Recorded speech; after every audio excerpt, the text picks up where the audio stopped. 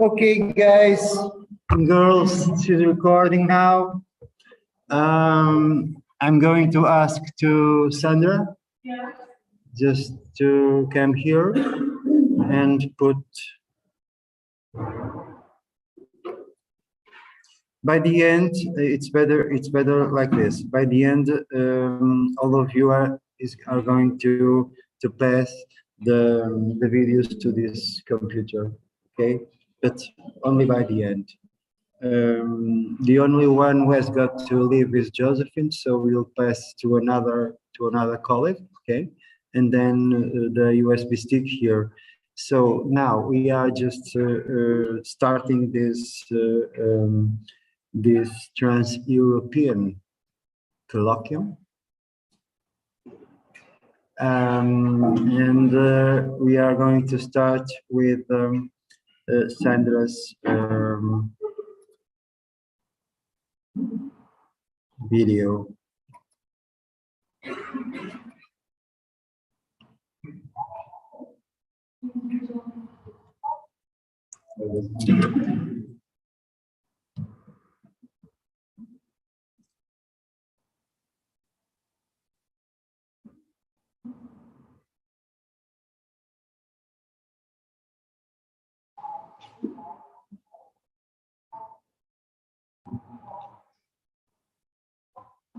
It's not working.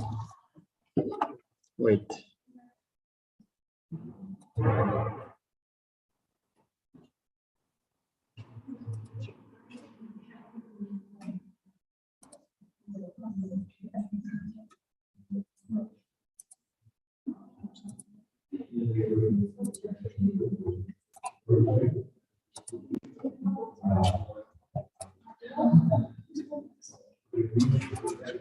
The narrow alleys. According to the dictionary, the term alley refers to the narrow passageway, usually between buildings. It may also refer to a lane or a path, especially one used by pedestrians.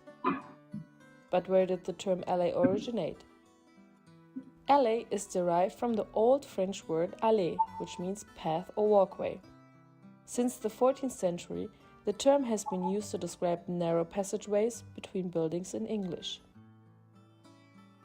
The question that kept me up during our course and the long walks we took down several alleys were: how does public space behave in dealing with its passers-by? What's the connection between the alley and its surroundings? Is it just a normal narrow alley, or can it be something more? In this essay, we will look at narrow alleys and their relationship to the public space, using Street of Portugal as an example. Narrow alleys, also known as laneways, are constantly overlooked in urban design and planning. These small, often hidden spaces, however, can have a significant impact on the character and function of a city. The size and scale of a narrow alley are defining features. These areas are usually narrower or more intimate than the larger streets, providing them a more human-scaled and welcoming feel. Even though people are more likely to engage with one another in a confined space, these small scale can also develop a sense of community and a social interaction. Narrow alleys in a city can serve several purposes. In some cases, they may simply provide a shortcut or alternate route for pedestrians and cyclists. In other cases, they may be used for enjoyment or leisure, providing them places for people to sit, relax, and enjoy the outdoors. Both public space and narrow alleys can make a contribution to the functioning and character of a city. Public space is normally open and accessible to all people who visit it, while the narrow alleys are typically privately owned or controlled and serve a specific purpose. Narrow alleys have long been associated with romance and intimacy, both in fiction and in reality. Historically, these areas were seen as a private and quiet place, presenting a sense of refuge and escape from the busyness of daily life. As a result, they became popular destinations for romantic couples seeking a quiet, romantic setting. The concept of the lover's lane, which refers to an isolated road where couples can go to be alone and enjoy each other's company. Public space is typically expected to be well maintained, safe, and welcoming to its visitors. These tiny streets, on the other hand, may serve a more specific purpose and be less accessible to the general public. They may be used for deliveries, garbage collection, or other service functions, and their access and use may be more limited. Porto Streets is an excellent example of how narrow alleys can improve the character and function of a city. The street Rua de Mocinho de Silveira, located in Porto's historic center, is lined with narrow alleys filled with small businesses, restaurants, and cafes. These streets contribute to the city's character and identity by providing a dynamic and lively atmosphere. Another way that narrow alleys contribute to the public area is by strengthening social interaction and connection. This is especially important in close populated urban areas where people may feel isolated and disconnected from one another. The relationship between an alley and its surroundings can vary depending on the context. In general, an alley is a narrow passageway located between or behind the related buildings. A passageway's connection to its surroundings can also be social or cultural in nature. They can be part of the structure of a neighborhood, as well as used for socializing, recreation, or other purposes. Narrow streets can help to promote sustainability and environmental protection. These areas are frequently more walkable and bikeable than larger streets, making them more suitable for sustainable transportation. Furthermore, because these streets are small in scale, they can be more energy efficient because they require less lighting and infrastructure to maintain. A narrow alley in Porto can be more than just a normal passageway in a variety of ways. It has for sure a distinct architectural or aesthetic value because they are aligned with historic buildings and provide views of the city that are not available from public spaces. In contrast to Porto, Lisbon has a famous nightlife with its popular back streets. It is known for its vibrant and lively atmosphere, and narrow alleys are often an integral part of that experience. On any given night in Lisbon, the city narrow alleys come alive with music, laughter, and conversations. People begin to spill out of their homes and apartments as the sun sets, drawn to the festive ambiente. Rua de Norte, located in Bairro Alto neighborhood, is one of the most famous narrow alleys in Lisbon for the nightlife. This narrow street is lined with bars, clubs, and restaurants, and is visited with both locals and tourists. The narrow alleys of Lisbon pulse with energy and excitement as the night continues to progress. Returning to the narrow alleys, particularly in Porto, they can vary depending on the weather.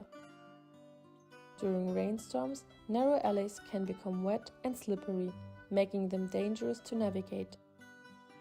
To address these issues, cities must maintain and repair narrow alley surfaces, ensuring that they are in a good condition and safe for pedestrians. The laneway activation movement, which aims to help rebuild and transform underutilized narrow alleys into vibrant and functional public spaces, has gained popularity in recent years. This can include installing lighting and seating, adding public art or green infrastructures, and hosting events and activities. In conclusion, narrow alleys are more than just a small passageways between or behind buildings. They are an essential component of the urban fabric, providing a variety of advantages and opportunities to city and their residents. We can make cities more livable, vibrant, and sustainable by recognizing and embracing these spaces.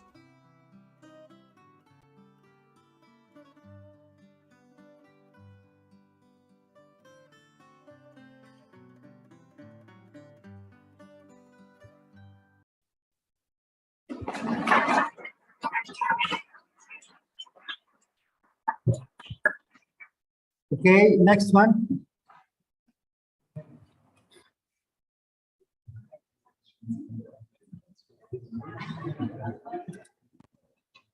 Okay, yours.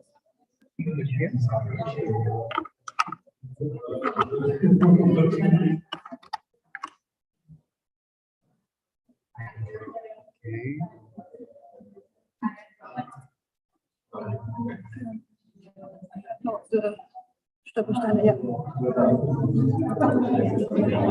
Kind of needed to make a theoretical jump because I've been sick so often. So I'm mainly talking about my own talk.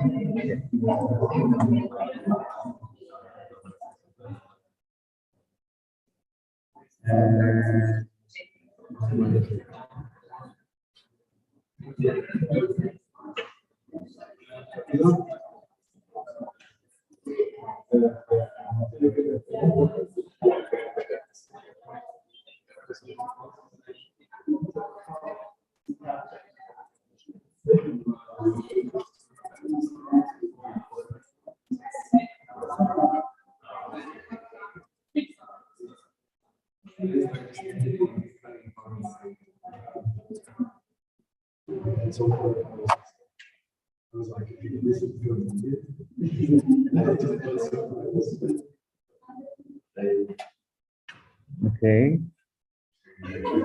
So let's go on with Josephine's one.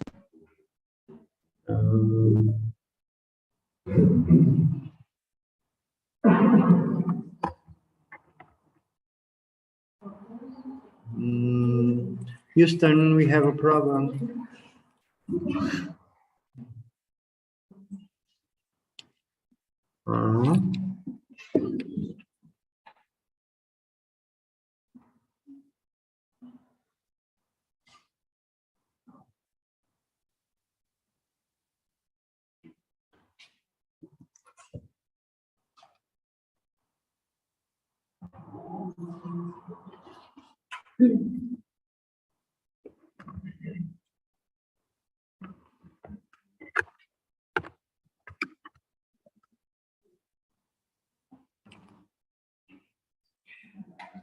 Sandra just knocked out this.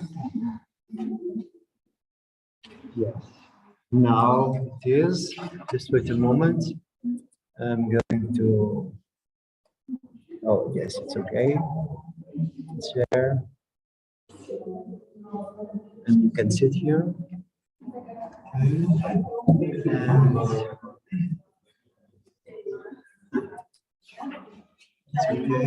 I don't have subtitles, maybe it's better if it's a bit loud.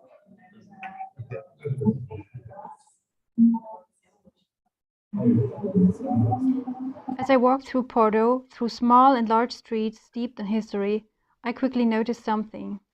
I looked at different houses and wondered who had lived there. Portugal was led for 4 decades by a dictator who dissolved political parties, drove dissidents into exile, put them in prisons, murdered or muzzled them. How did these people live? In Dresden, my hometown, there are small brass plates embedded in the ground in front of entrances of houses. These commemorative plaques laid in the ground, so-called stumbling stones, are reminding passers-by of the fate of people who were persecuted, murdered, deported, driven away, or committed suicide during the National Socialist era. The stones are placed in front of the last house, which was freely chosen by the person before they fell victim to Nazi terror. I have seen these stumbling stones in many European cities, so I was surprised not to find any in Portugal. In Dresden, one sees many stumbling stones, over which one literally stumbles and wavers. Yes, one sways with dizziness in the face of all these snatched, destroyed human lives. Who lived here? The name, the date of birth, the year of deportation, the death date. These stones, which commemorate the victims of the Nazi regime, be they Jews, Sinti and Roma, communists, homosexuals, or disabled people, are made by a German artist called Gunter Demnig. In the 1990s, he began his project with isolated actions until he finally determined the exact dimensions of the memorial plaques. Squares with an edge length of 9.6 centimeters and a height of 1 centimeter are engraved by hand. The initiative for the installation seldom comes from the residents of the house, but usually an association, a school, a trade union, or something similar does precise research on the victims and their places of residence. Then an application for permission must be made to the city or municipality. The building authority must prepare the laying of the memorial stones, which is then carried out by Gunter Demnig himself. After all, it is his life's work. Demnig travels through Germany, Austria, the Netherlands, Poland, the Czech Republic, France, almost every country in Europe.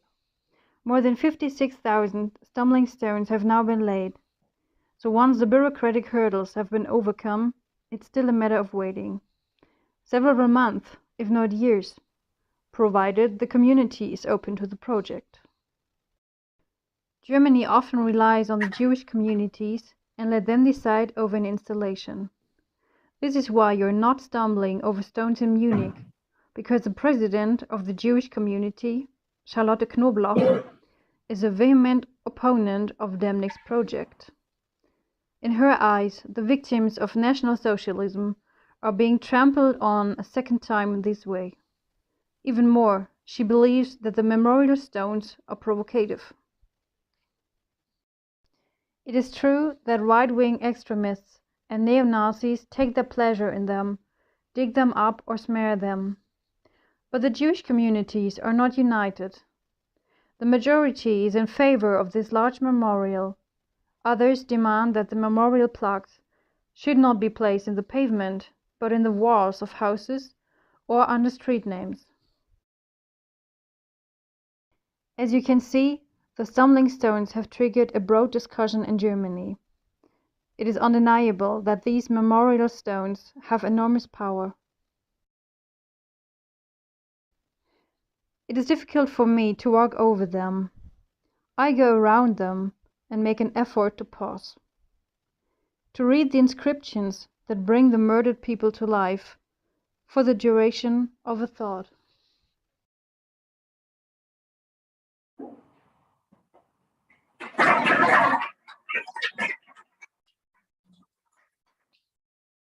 Wait a moment, Josephine. I'm going to interrupt this. Okay, and just in a moment, I'm going to okay, this one. No?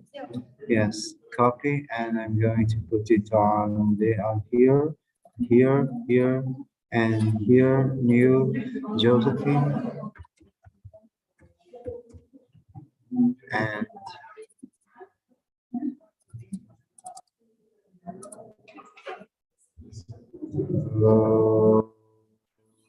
okay, it's done. Okay, perfect. We have four other. We put them more on one stick, so it's easier. It's there. It's just pot. Photo. Yeah.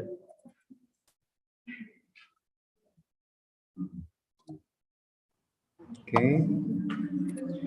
I'm going to put it on here, here, and here, and here. Yes, here, and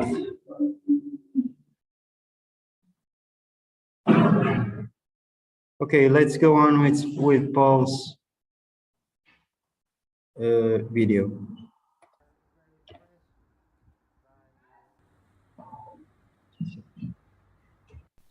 Porto is a layering of different cities that exist in dependence on each other, and yet all by themselves. If two people enter the city at the same time, walk through the same alleys, drink the same coffee, see the same night fog, and the people passing by, they can still be in two completely different places. For example, there's the city of flows, the city of villages, the city of night, the city of poverty, and many others, each of which is laid out like a web over the built structure of Porto. At many points, these layers overlap, and at some points, one or the other dominates. Today, however, we will visit the city of water. In winter,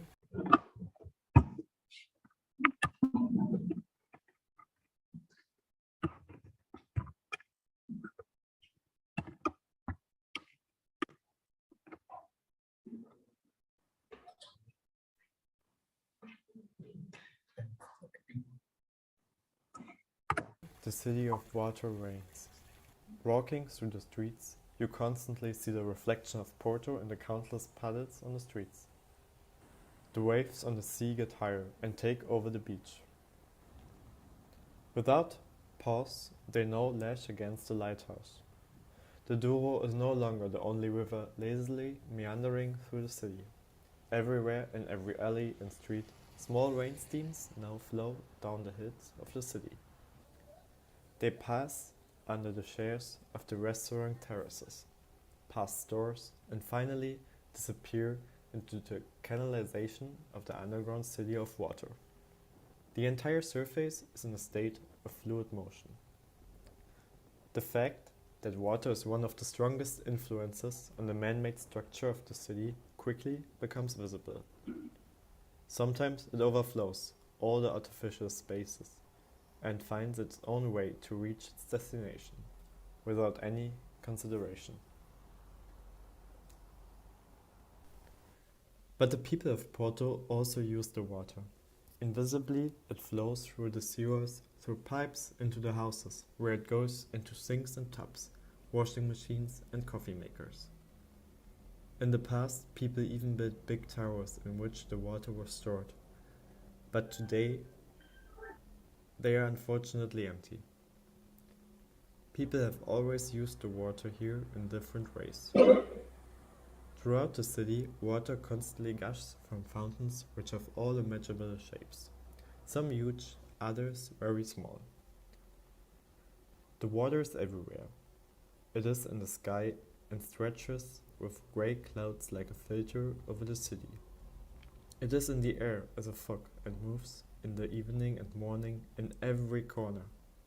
It flows over the large squares in front of the cathedral and the city hall. But it also enters the little alleys between the narrow houses and the many ruins. There it lets grow mosses and ferns that decorate the city in a rich green pattern.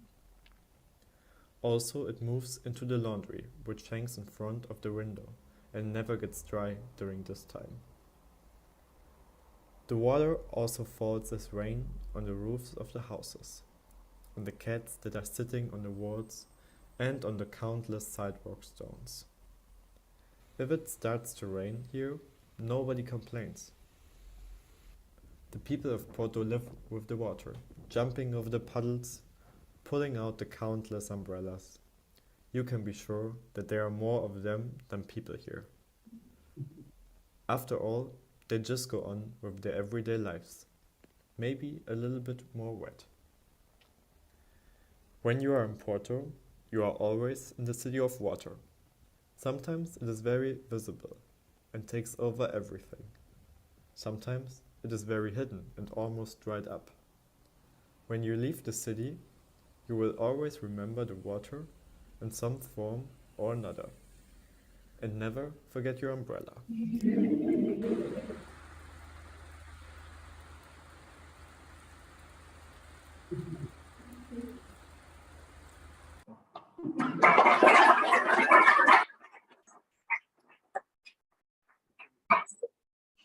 Yes, I understood.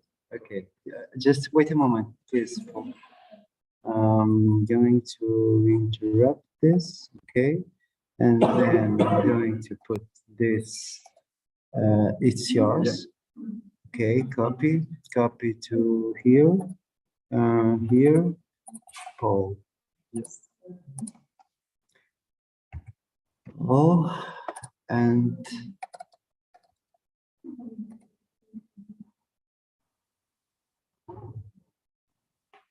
It is.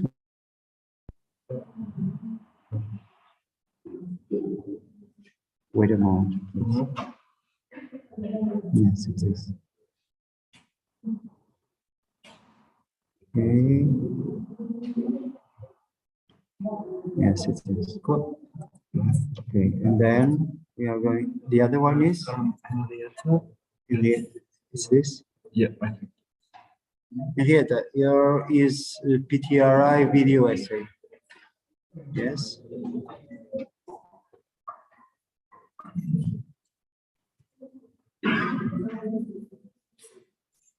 Where's Zoom? Here. Zoom. So now we are going to see Henrietta's essay. The floor is yours. Okay.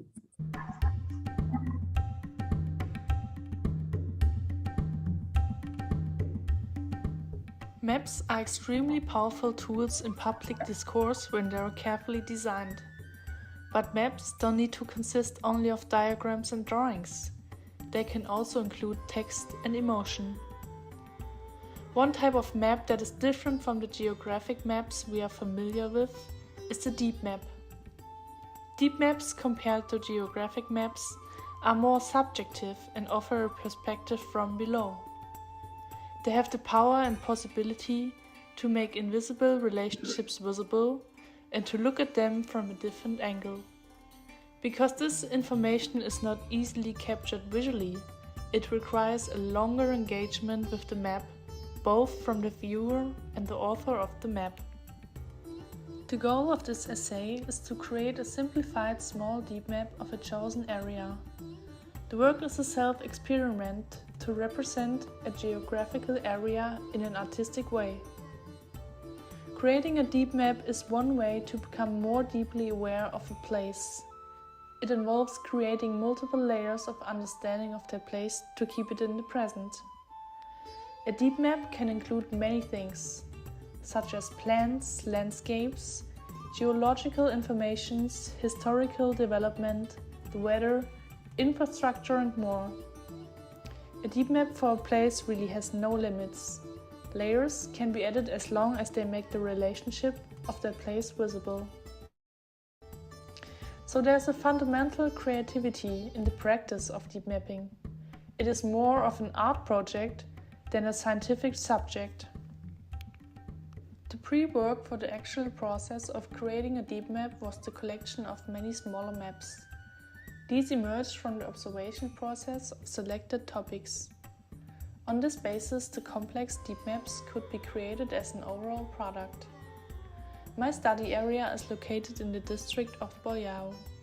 The following maps were created. The first map shows the investigation of public place and their quality. I paid attention to whether and how many seats a place offers. I also paid attention to my emotions, whether I felt safe in this place or not.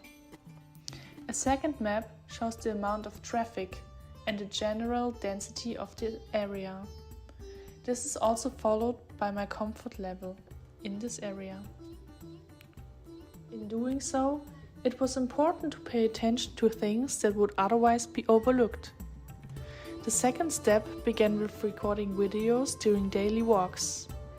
This documentation eventually turned into paper and pencil, and the first sketches of the area were made. It is interesting to note that during the exploration, new paths emerged that were previously unknown. In this respect, the mapping had a positive influence. Through the intensive study of the area, a completely new impression of the surroundings emerged.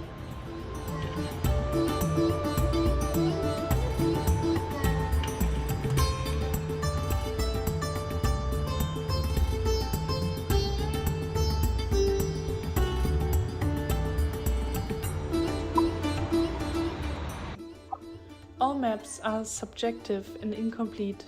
In my opinion, each map represents a particular worldview in the way we think about our world. Explicitly with regards to deep maps, I have noticed that they are difficult for the viewer to read. They preserve more information than geographic maps and therefore can be used more broadly. However, deep maps do not always have the goal of being understood. In part, they are also artistic works and therefore abstract. The goal of the work to create a simplified deep map of a specially chosen area is nevertheless successful, precisely because the work was a self-attempt to represent a geographical area in an artistic way. No false result could arise.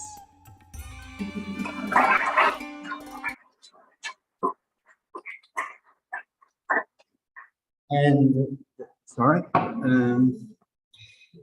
okay, interrupt. And now, have I passed your video? Not yet. Your video? No. No, you didn't copy. I didn't copy. Copy and put it on here on images, Ptri, Henrietta.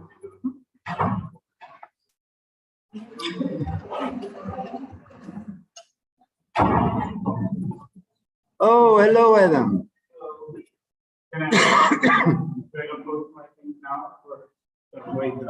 What? No, no, no, no, no, no, no. Just be cool. Stay calm. Doesn't have a video here. It's yours. Okay, can you come here?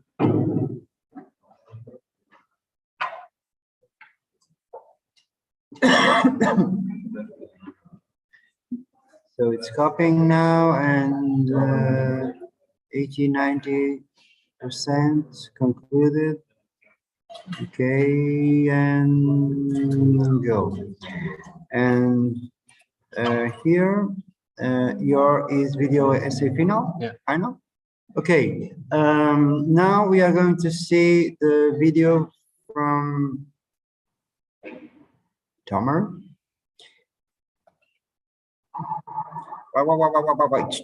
Hey, be cool. This one, and the floor is yours. In this video essay, I'll share my experience on getting to know the city of Porto. Walking through the narrow streets and buildings, you can sense that Porto has a historical core with a strong architectural language. At first, walking through Porto in a touristic point of view and experiencing the color and the beautiful views across the city center and the Douro River was the way I was introduced to Porto at first.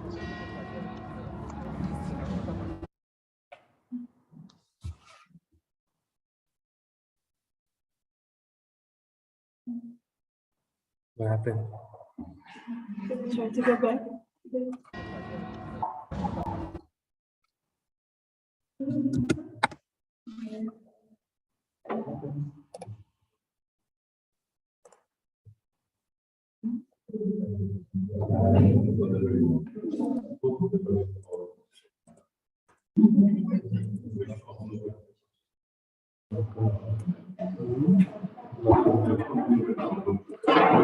Wait. Don't make noise, okay? We're going to try to solve this again, just interrupting here. And I don't know, just try to open again. Here.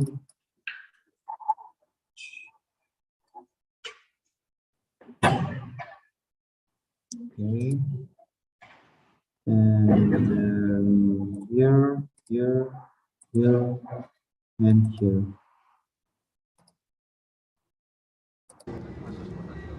In this video essay, I'll share my experience on getting to know the city of Porto. Walking through the narrow...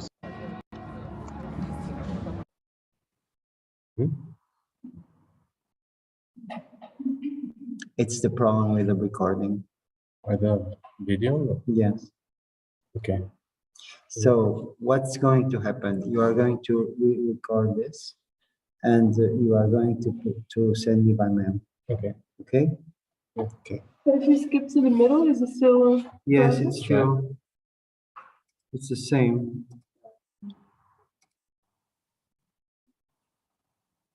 Why? There's a bug in the file because Experiencing at the color beginning. and the beautiful Okay, views across the city center and the Douro River. it's okay. Yeah. I'll try to see if Try to. So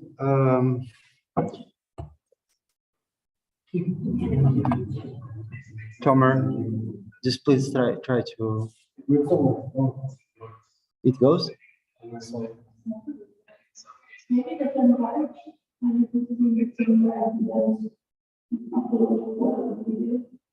Try, Tomer, try to put it on another pen drive, okay? And then we'll see. Okay, next. Next, come here.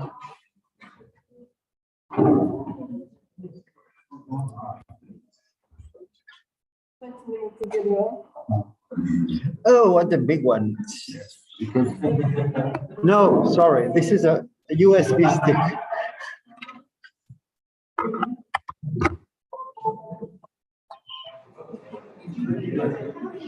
Ciabatina. Ser o Ptri. O primeiro. I'm very sorry, guys, because my video is in Portuguese. And there is no subtitles. So sorry about that. Don't be sorry. Okay. Let's go. And for how many minutes? 8. Okay. Let's go. Thank you, Tomer. Thanks to Tomer. Yeah. Da rua, o que é que quer saber? O que é Eu que lhe interessa mais? Há 3 meses tirei esta fotografia. Foi no dia em que cheguei no Porto, na rua de Picaria, onde ia morar durante um ano. Na altura, não sabia muito sobre este sítio. Da minha sala, olhava com curiosidade para os passantes, comerciantes, turistas, estudantes. Com o passar do tempo, descobri que a rua de Picaria tinha um importante passado na venda de móveis. Decidi de falar com os meus vizinhos, os comerciantes, para conhecer a história deles e da rua. Tudo bem? Tudo bem. Os senhores também? Está tudo. Está tudo. Na luta. Na luta, sempre. Bom dia, senhor. Bom dia, então. Como é que está? Você tanto precisa de saber sobre móveis. Eu queria saber tudo o que o senhor sabe. Eu estou aqui desde 1968. Desde 1968. Moro aqui. Mesmo aqui em cima? Ou... Sim, moro ali naquela varanda de cima. o outro lado. Sim, eu tive. Já dei aqui uma aula ao Jacob e à Margarida. Incrível, que história. É mesmo. É mesmo. Da nossa família é. Mas há histórias mais incríveis, não é? Isto é uma historinha. E quando é que o seu avô começou aqui? Aqui, Na Rua da Picaria? na Rua da Picaria, para aí nos anos 40. Ok. Ele devia ter por volta de 20 e poucos anos. E chegou ao Porto e fez... quis montar a sua serração. Então tivemos a maior serração desta cidade. Veja bem que eu sou a terceira geração, veja bem. Este banco está aqui, ele tem 120 anos. 120 anos. Aqui trabalhou o meu avô paterno, trabalhou o meu pai, que faleceu com 86 anos, e vai terminar em mim. Porque havia muita gente a viver e a trabalhar, não é? Só aqui na Rua da Picaria, entre companhias de telefones e empresas, trabalhavam à volta de 2.000 pessoas. Agora falam que há muita gente, não sei o quê. Se for fotografias antigas, vê os passeios mais cheios que hoje. Por isso, quer dizer, não, isto era uma cidade composta por gente e empresas e não sei o quê. Quanto a esta rua, é uma rua bonita, era uma rua linda, era uma rua, hoje é uma rua de trabalho. Esta rua começava a trabalhar às 7 e tal da manhã, as pessoas iam embora às 8, 9 da noite, uma rua sempre cheia, para baixo, para cima, era incrível, era incrível. Era um cheirinho abaixo, incrível. Café, borracha. Depois do Brasil. Isto aqui era espetacular, espetacular. Isto era um cheiro, saímos da nossa porta. Então, não foi a chegada do turismo e da restauração que tornou as lojas a fechar? Isso foi depois? Isso foi depois, isso é um erro pensar. As casas estavam todas degradadas. Claro. Uma grande parte estão recuperadas porque o turismo também entrou. Não quer dizer que nós queremos o turismo em massas, não queremos, não queremos. E eu acho que foi a junção dessas coisas todas. Foi a crise juntamente com a abertura dos grandes espaços. Fez com que isto acontecesse. Foi uma a uma, as lojas iam fechando de um ano, uma, depois outra, depois outra. Nós, esta rua, chegou a ter mais ou menos 15 lojas de móveis e agora, neste momento, há 3 lojas abertas. As madeiras e os móveis na picaria têm os dias contados. Tem os dias contados. Pode ser tristeza, pode ser... não sei. São coisas que... Triste. Mas não temos mais hipótese. Aqui nesta casa não temos mais hipótese. Era o meu filho. Ainda cheguei a ter cartões que diziam 4ª geração. Mas retirei aquilo. Percebi cedo aquilo que eu não queria. Há cidades que mantêm um burgo ainda de residentes e isso faz falta. O único bocadinho que aqui na Baixa do Porto ainda se encontra como residentes é ali na Boa Vista e no Carvalhido. Ali há um bocadinho do Porto Antigo ainda, não é? Porque aqui não tem nada, isto não tem nada. Não tem nada. Porque isto aqui não dá nada. Isto não dá nada. Isto são profissões que estão em decadência e que são mal pagas. O que é que eu quero com isto? Culturalmente a rua perdeu identidade, não é? Não tem identidade, hoje ninguém se conhece. Identidade no sentido... No sentido social, não é? Eu cumprimentava a tia Maria, a Joaquina, a Albertina, o seu Joaquim, o seu Manuel, hoje não se cumprimenta ninguém, não se conhece ninguém, não é? Essa destruição social e cultural da cidade, não é? As relações, sim, quase que não conhecemos ninguém, quase que não nos damos com ninguém. Antes não era assim, você saía da sua porta. Olá João, olá Guido, olá isto, olá aqui. Agora aqui isto é assim, estou aqui nesta vida, não é? Até um dia. Eu costumo dizer que tudo tem um fim, não é? Fui mergulhando nas memórias desta rua e de quem vive nela. Pequenas histórias que viviam por detrás das fachadas, à espera que alguém perguntasse por elas. Há uma apetência das pessoas conhecer mais. É verdade. Agora, é assim. Mas pode-se conhecer, por exemplo, eu posso dar a volta ao mundo, conhecer tudo, mas também posso, moro aqui, eu que disse, olha, quero conhecer mesmo a minha rua e falar com as pessoas, porque há muito para conhecer. Começamos a falar de móveis, mas acabamos por falar de moradia, de regicídio, de guerra colonial e tudo e mais alguma coisa. O meu tataravô era monárquico, o meu bisavô era um republicano, aquilo era uma grande confusão. E o meu bisavô pertenceu àquela gente que acabou por matar o rei, quer dizer, fazia parte daquela organização, não foi ele que matou o rei, mas fazia parte daquela organização. E por isso está a ver Guerra de Angola. Guerra de Angola. Uns chamam-lhe guerra, eu chamei-lhe outra coisa. O senhor esteve na Estive em África, estive na fronteira do Congo. Pequenito, lá vai este pequenito para a guerra com 20 anos. E mesmo esta guerra que é a Ucrânia, se a China quisesse acabar com a guerra amanhã. Claro. Aqui está a fazer um jogo para destruir um bocadinho o Ocidente. A América, diminuí-la e tal, está a ver? Isto é tudo um jogo. Não é um bom jogo, mas é um jogo político que eles estão a fazer.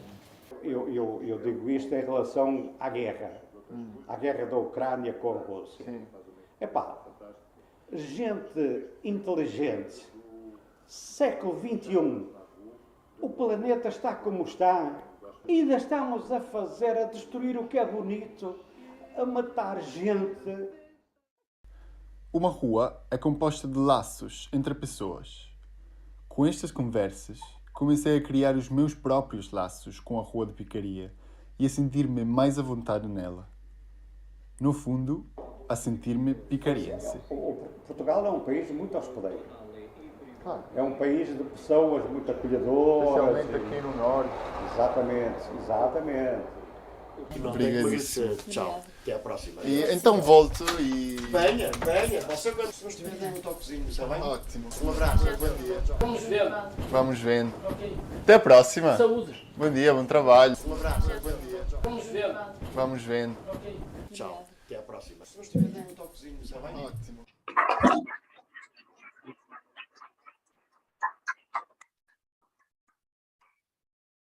Tem mais vídeos aqui. Grazie. Okay, don't go. No, don't go, because I have to I've got to pick the picture. Ken, where are you going?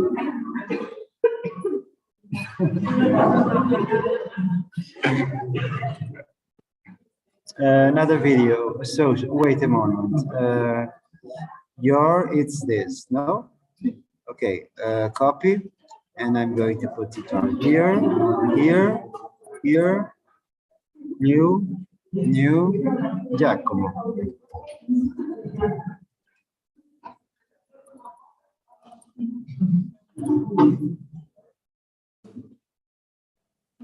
Cristina.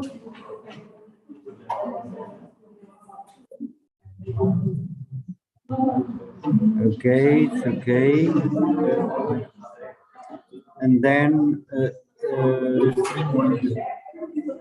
Who is in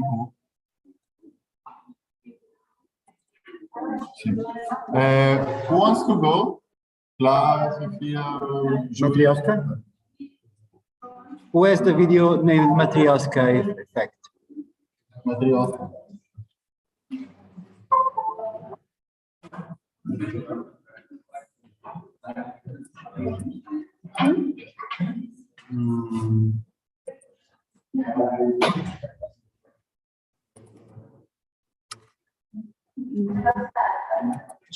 Hey. No.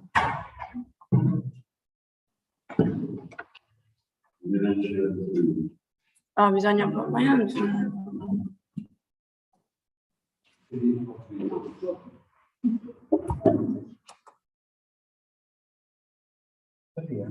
I have to.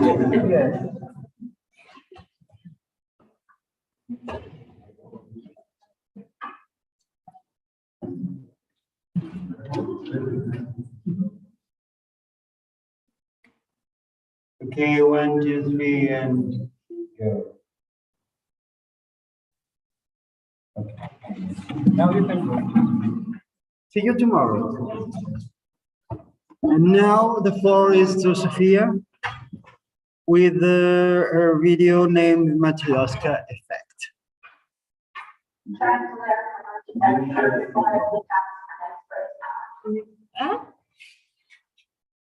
Thank you. Thank you, assistant.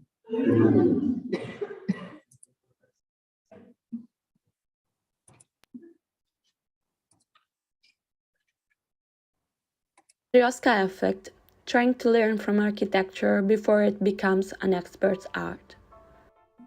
Everybody organizes the space where he or she lives.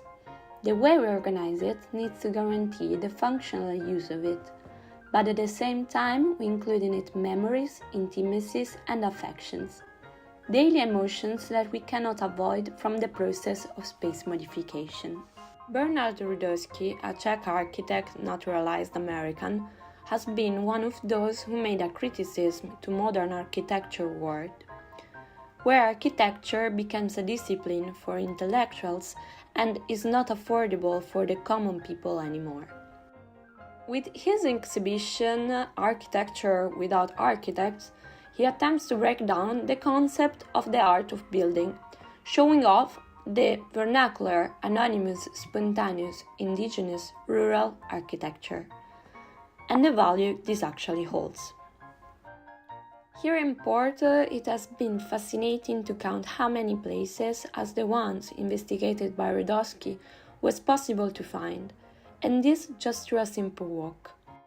Porto is a city where the two phases of architecture keep breathing in parallel ways. On one side, it shows off the big avenues, shopping markets, metro stations, monuments. Basically, all the right implications to be called a city.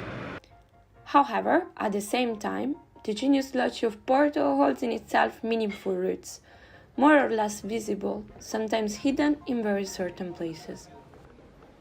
Most of these places do not appear in maps, do not have a physical limit to cross.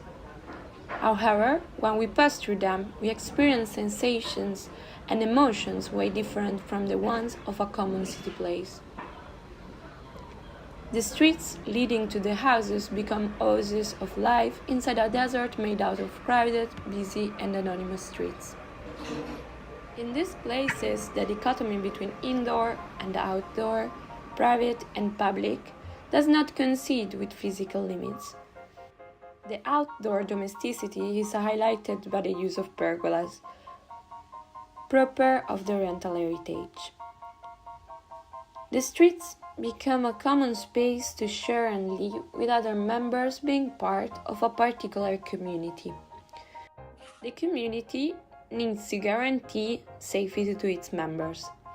Due to this, sometimes these places are located in sites of difficult access in order to ensure security for those who live in this. Moreover, the community borders are defended by the dogs who live in there. So the limit, although invisible, is quite real. The last but not least aspect that emerged from my observation is conviviality, a particular feature belonging to the Iberian Peninsula and other Mediterranean societies. The public space becomes a place for times of sharing and of growth. This made me understand that it holds in itself the very story of Porto inhabitants. More streets of this kind together form a borough. According to the dictionary, the word borough is translated into quartiere in Italian, but the two words come from different roots and hold in itself an opposite meaning. The etymology of quartiere comes from Latin and means four, as the districts designed by the intersection of the two main Roman axes, Cardus and Decumanus. While the etymology of borough comes from Classic Arabic, barri, that means savage. So, the first old boroughs of Porto were not awarded to foreign conquerors, or certainly not to the architects.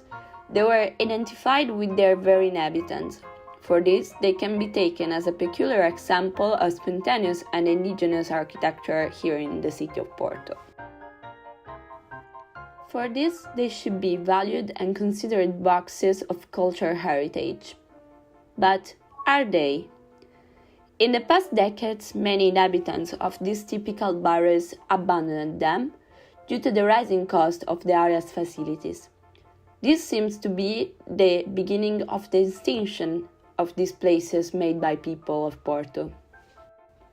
The communal architecture is not produced by intellectuals or specialists, but by the spontaneous and continuing activity of some people with a common heritage acting under a community experience. Each human being lives thanks to the continuous modification, physical and especially spiritual, of the environment where he or she lives. Space modification is a process through which we appropriate, explore, understand, and at the end, love a place.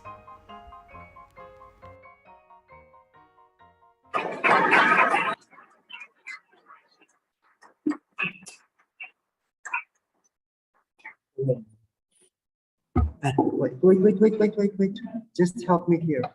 Well, interrupt, okay, and then I've got to create here for you. copy, and then we go here to images, Ptri, Sophia.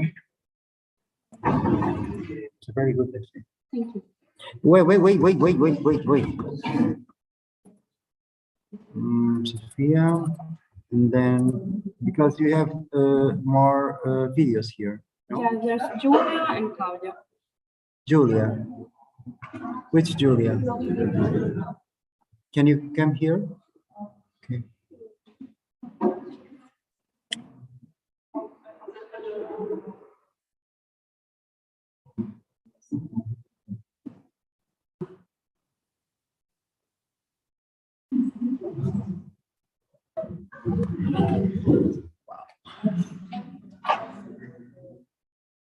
Essa é no computador? Esse tempo. No computador?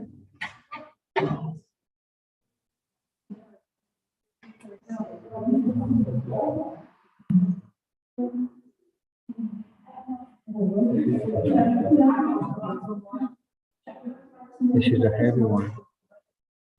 Este é pesado. É chips. Tá bem pesado.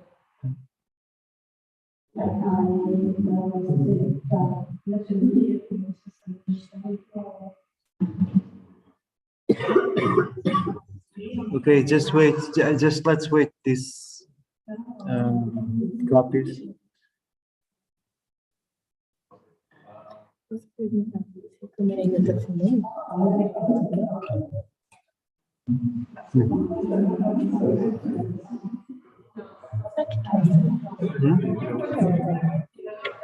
Para quando tivermos em pandemia, para dar as aulas.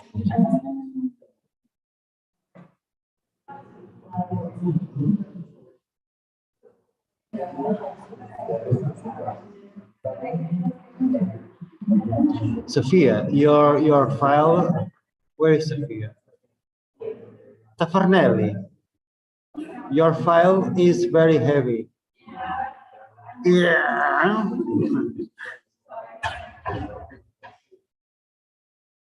Oh, Popesco.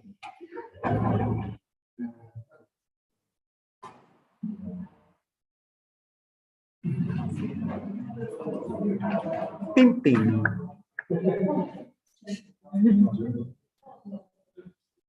Oh, final. Ok. Ora bem, onde é que ele está? Daqui. Qual é? Speaking from the cities. Não, eu acho que é o segundo esse. Este? Não tenho certeza, mas eu acho que sim. É? Okay.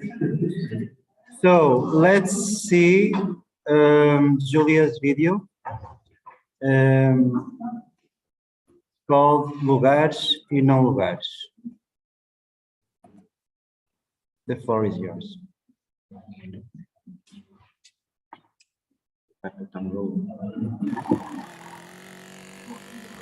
Para o antropólogo Marc Auger, um lugar pode ser definido realmente como um lugar quando preenche 3 características centrais: identidade, relação e história.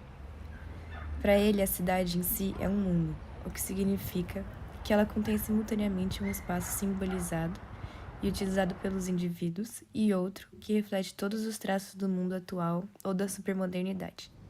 É nesse jogo, entre o interior e o exterior, comunidade e sociedade, que a cidade emerge.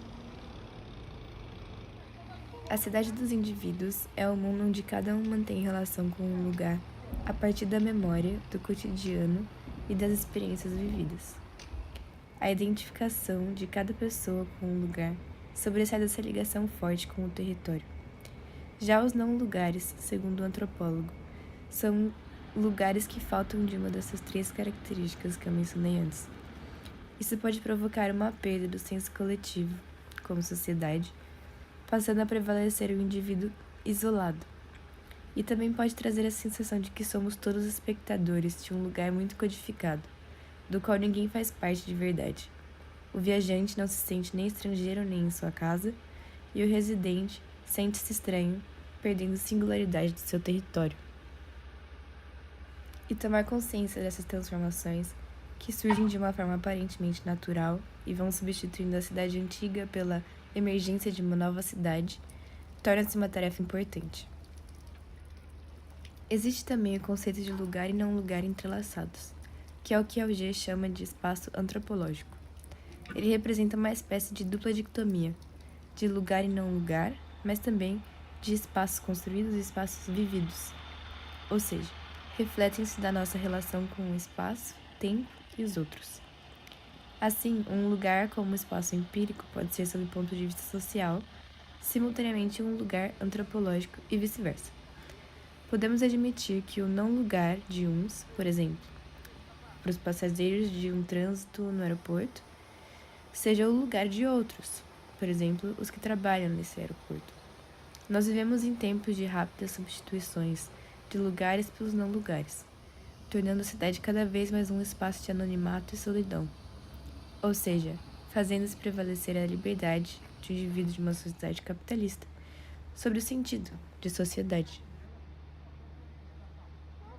Morar em Fontainhas despertou em mim muita curiosidade a respeito de sua história e desenvolvimento, mas principalmente sobre a sua realidade atual e do uso dos espaços, por ser um bairro que reflete muito o desenvolvimento de uma cidade e que sofre muito com a perda de identidade.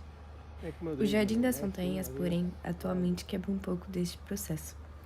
Eu tive a oportunidade de conversar com o seu Zé, uma das pessoas que tomou a iniciativa de começar a fazer a limpeza do local. Eu acho que todos aqui já conhecem um pouco da história do jardim, mas acho importante ressaltar que ele até hoje é de propriedade da cidade, ou seja, seu uso sem autorização é na teoria ilegal. Já haviam pessoas ocupando há tempo o que hoje é o jardim, e a Câmara também não havia se pronunciado. Foi então que seu Zé e um amigo e mais outras poucas pessoas começaram por si, aos poucos, a limpar o terreno, há mais ou menos uns 3 anos atrás. E também aos poucos foram plantando por ali vegetais e outras coisas, que eram direcionados a todo tipo de pessoa, como também a aqueles que se propunham a ajudar. Com o tempo, outras pessoas foram se mobilizando pela ação. E hoje seu Zé tem uma coleção de pessoas de todas as idades e países que já pararam por lá para ajudar no cultivo ou na limpeza do terreno e que fizeram parte dessa história, e que vez ou outra aparecem lá para dar um oi. Talvez o seu Zé seja uma das partes centrais disso tudo, que conecta todos os pontos. E desse cultivo, de todo tipo de legume e verdura, seu Zé cultiva mais um punhado de amigos e histórias. Histórias essas que vão passando de pessoa a pessoa, que passa por ali e quer voltar. Histórias essas que vão permanecendo de geração em geração e não deixam o lugar voltar a ser esquecido. Isso é, até o município resolver tomar algum tipo de decisão sobre isso. Mas nesse meio tempo, seu Zé e todos os outros que deram olhos para esse lugar, e eu digo lugar, porque esse jardim agora possui identidade, possui relação e a história que já não era mais vista. E essa é uma das maiores mensagens que eu vou levar de todas as aulas. Cabe a pessoas como a gente dar olhos a esses lugares em situações de perda de identidade e relação, pois esses olhos vão chegar a outros que vão chegar a outros. E assim, cria-se novos tipos de relação com o espaço, como no Jardim das Fontainhas.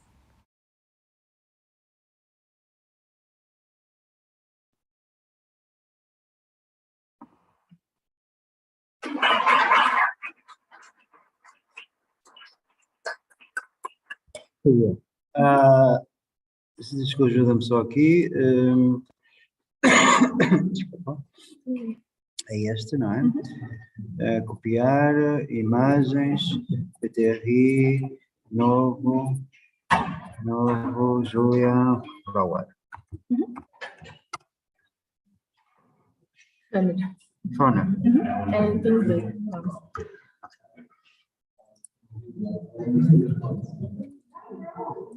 Bar.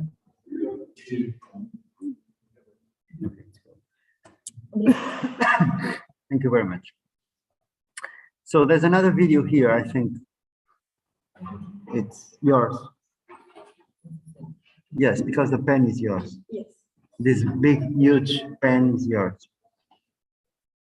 Okay. Let's wait for.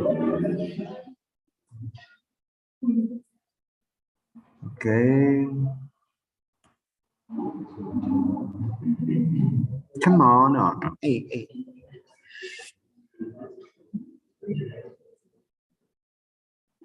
Okay, we are going to see Claudia's video that is named.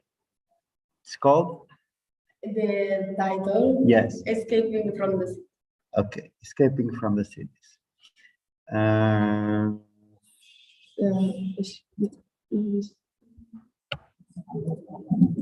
Escaping from the cities. Okay, and in 3, 2, 1, 0, and start. Thank you. Floor is yours.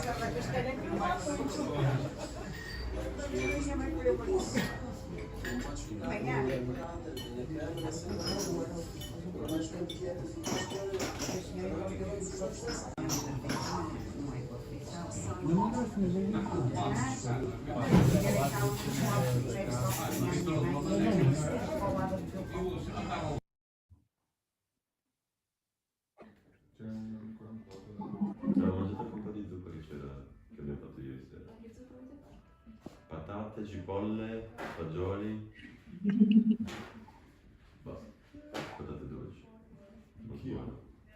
Un cestino della? Ah, poi ieri mi ha fatto scoprire, lei mi ha fatto scoprire i dragosteri inteiros in portoghese. I che? Dragosteri interi in portoghese. Questo è quello che te mandarino. Sì, è il mandarino.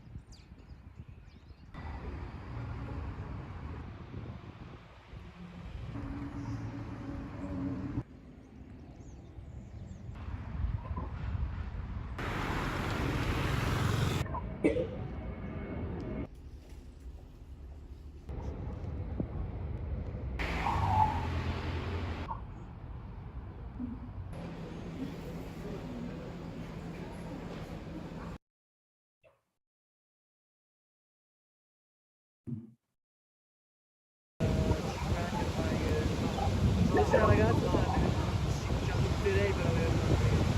È bello.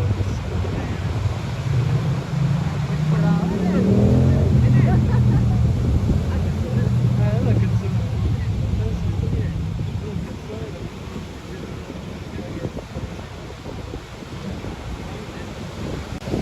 Dai, risultacci.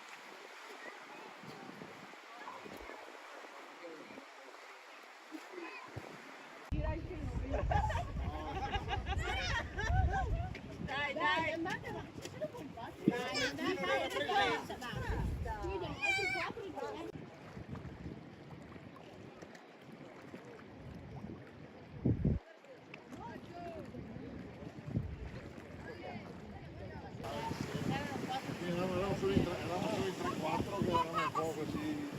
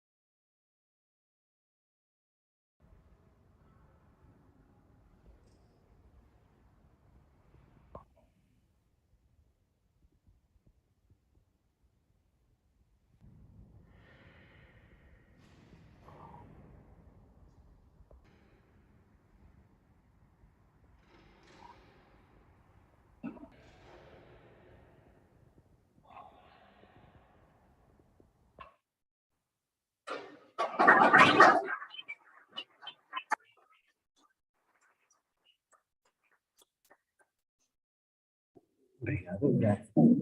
Espera, wait a moment. Just help me put here. It's this. So this is the last video of this pen. So I will be needing another. Yes. Okay, copy. Wait a moment. Images. É igual. Um ao outro. But I have like 7 videos in my. 7 videos? E tu tens um? Vamos pôr o teu. Cláudia.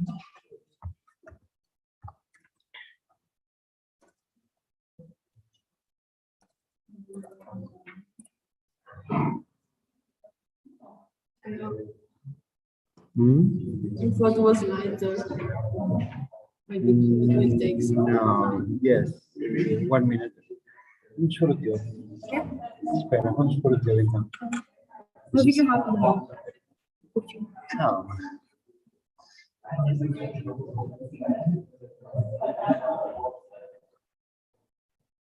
Calma, Rafael.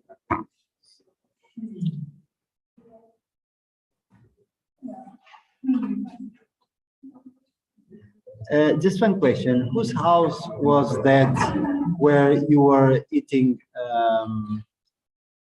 oranges? Oranges? The oranges. Yeah. Na rua da Picaria? Ah.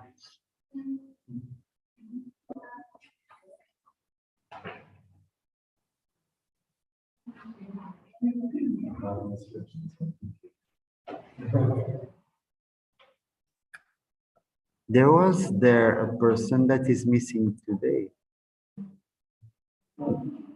In that do you know where she is? She's not taking the course.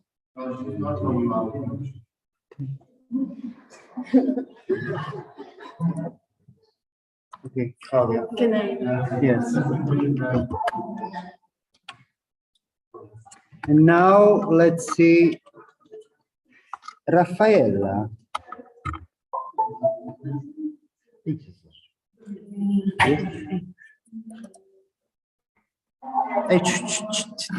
Hey.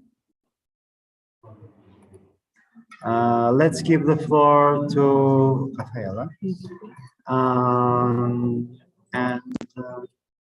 Thank you very much. O público está sempre fora do lugar, afirmava Pitágoras. Durante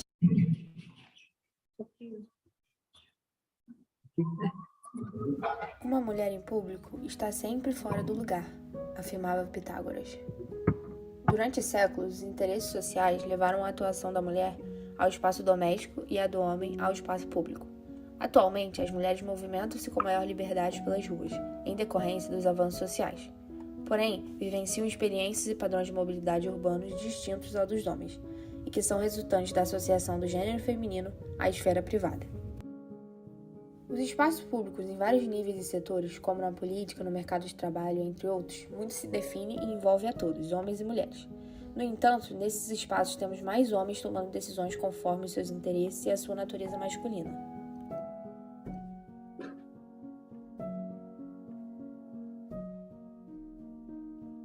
No Brasil, a invisibilidade e o silêncio das mulheres fazem parte da ordem estabelecida e aceita. Quase a totalidade das cidades brasileiras são reflexo do pensamento, das tendências e de uma política excludente e machista. Os espaços públicos e até os privados reproduzem a marca da supremacia masculina e está na hora de mudar isso. A cada dia, as mulheres vêm lutando para ocupar mais espaço nesse ambiente tão masculino, procurando expor o que precisam, o que deve ser definido de acordo com a sua natureza feminina, já que para identificar tais necessidades é preciso conhecê-las e senti-las. Vivemos em um mundo que preza por seus espaços particulares, como a casa e a família. Contudo, a vida não se resume a esses espaços íntimos e de dimensões particulares. Ela se expande para o mundo externo e, consequentemente, nossos interesses não se resumem aos limites da nossa casa. E é nesse ponto que identificamos uma grande dificuldade para as mulheres. Elas não conseguem ainda atingir um nível de participação dos espaços públicos em sociedade que lhes permita ter atendido os seus maiores interesses. Ser mulher em uma sociedade que não traz um aspecto de segurança tira toda a independência e a liberdade de viver a cidade na qual um cidadão homem teria. Ser mulher na sociedade atual é um ato político. As cidades são regidas e governadas por homens e isso reflete diretamente na vida das mulheres. Das linhas dos projetos até questões como segurança pública, é preciso que tenha uma visão mais feminista do mundo que nos cerca. Porque uma coisa é certa, cidades boas para as mulheres são excelentes e seguras para todos.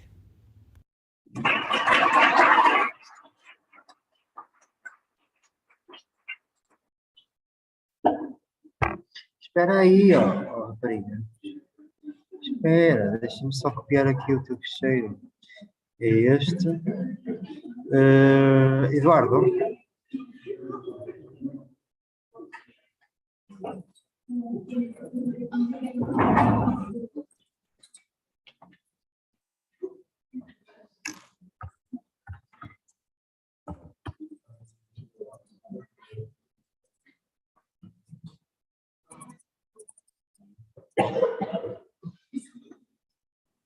Muito rapidinho.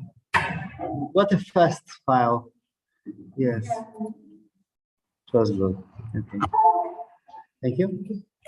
And this has got 7. No, No? no, perfect.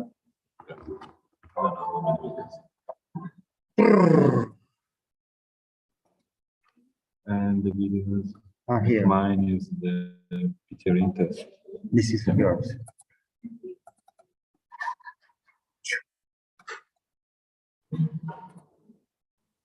Okay, let's give the floor to Eduardo.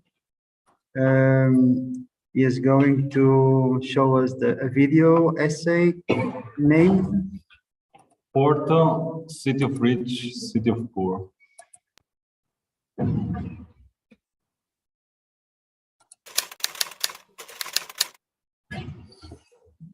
Oporto, seconda città del Portogallo per importanza e terza per numero di abitanti, si localizza nella parte nord-ovest a poca distanza dall'Oceano Atlantico. La città, ricca di storie e di artisti, ci offre uno sguardo al passato attraverso gli edifici romanici, gotici e barocchi. Per comprenderla occorre prima immergersi nella voragine cittadina, caratterizzata da vie, sapori, odori e colori, che definiscono e rendono questa realtà unica. Data la sua conformazione e la sua morfologia, Oporto va vista da molti punti di vista per comprendere la storia e le caratteristiche sociali che la compongono.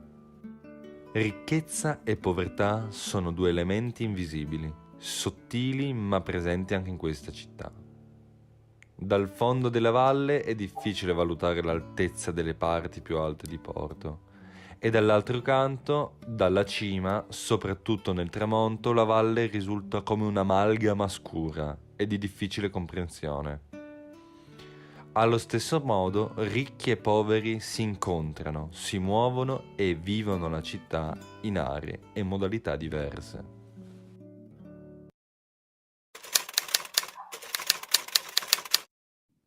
Anche in Portogallo, sia ricchi che i poveri hanno due identità e confini incerti e mobili.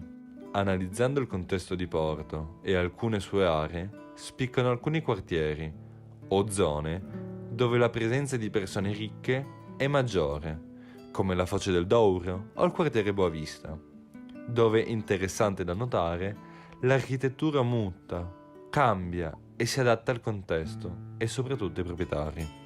Seguendo l'Avenida da Boavista o l'Avenida Domal Gomes da Costa, ci si imbatte in lussuose e sontuose residenze della meglio fascia di Porto. A decine le villette di gusto postmoderno si susseguono con altre più contemporanee lungo le strade che conducono all'oceano. Oltre ai numerosi quartieri ricchi, di cui si potrebbe parlare, possiamo notare una nuova tipologia di edifici che sono sempre più presenti in numerose città e che ospitano studenti internazionali e non. Gli students residence. Anche Porto non è avulsa da questi quartieri. Situato nella zona nord di Porto, in quel confine invisibile ma indubbiamente presente tra il centro storico e la zona periferica. Questa zona si caratterizza con un'architettura completamente distaccata e lontana dalle tradizioni e dai dettami della scuola portoghese. Quartiere futuristico, ultra equipaggiato ed elitario, strani agli studenti che ci vivono offrendo qualsivoglia servizio e attività, scoraggiando i più giovani a esplorare, vivere e a usare la città. Palazzine di 8-10 piani dominano l'area e in un certo qual modo concentrano grandi quantità di studenti in un unico spazio.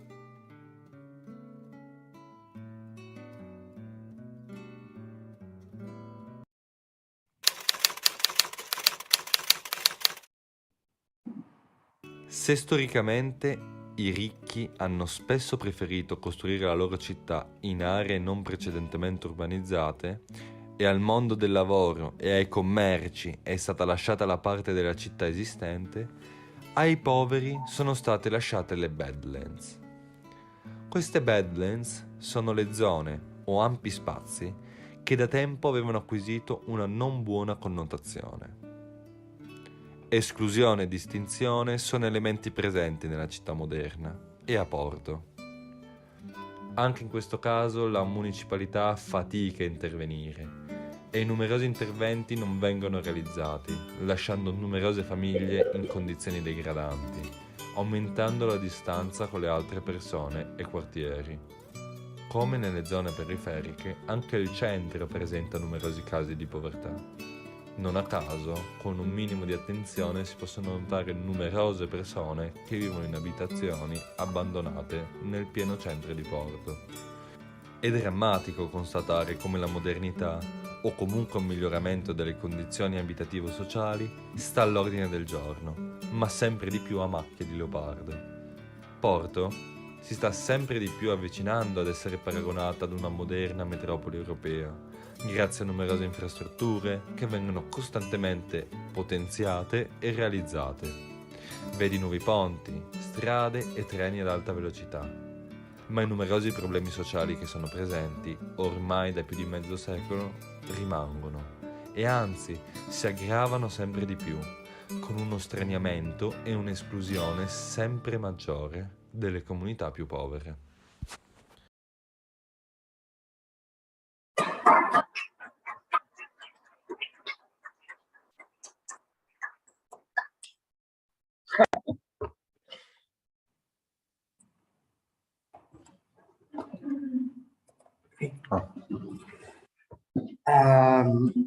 Wait a moment, because there are 6 more here. This is yours. Just to copy, put it on here, here, here, new, Eduardo.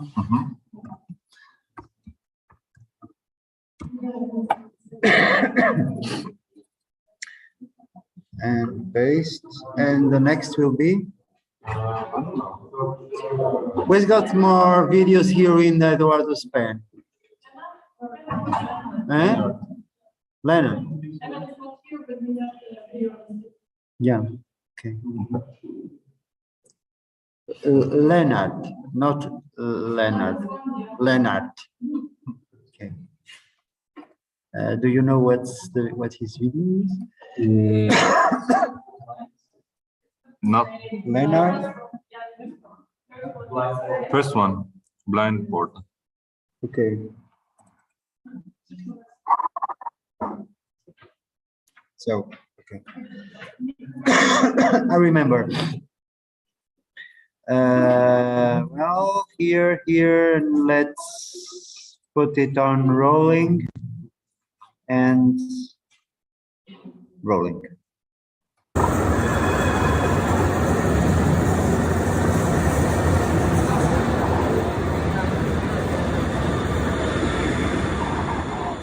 I always knew that there are blind and visually impaired people out there navigating through cities. At home, I hear the traffic light beep when it turns green. There are stripes on the floor if you are at the train station, so blind people can orientate and guide themselves along the lines. But I never guessed the extent or the scale of the impact of vision loss until I went to the so-called Dialoghaus in Hamburg, Germany. I went through 4 different settings, including parks, a house, a busy street and a bar. What took place in the 2.5 hours felt like 15 minutes to me. My brain was overwhelmed with information and difficult situations I had to face, even if it only was an e-scooter standing on the sidewalk.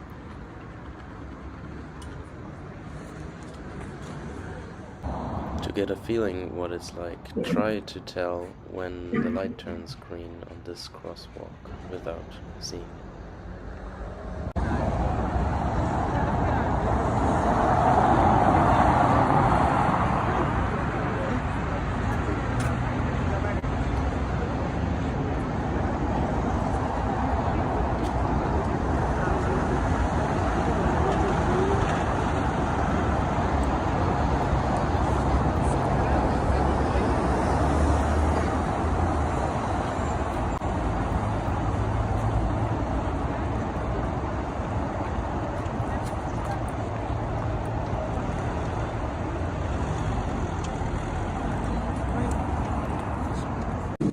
Blind people need points of orientation to move efficiently. For example, different ground materials or this small marble step going across the whole building so that they have an attachment point for their guiding stick.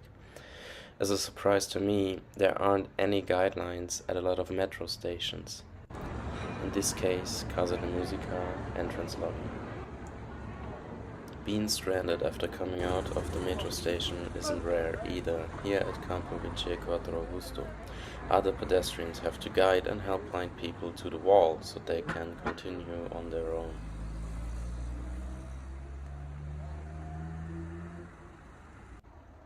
Here you have an old sidewalk that narrows down, with cars limiting your space and steel bars sticking out of a building facade at head height. In the end, you are stranded as a busy street that you have to cross if you want to continue straight.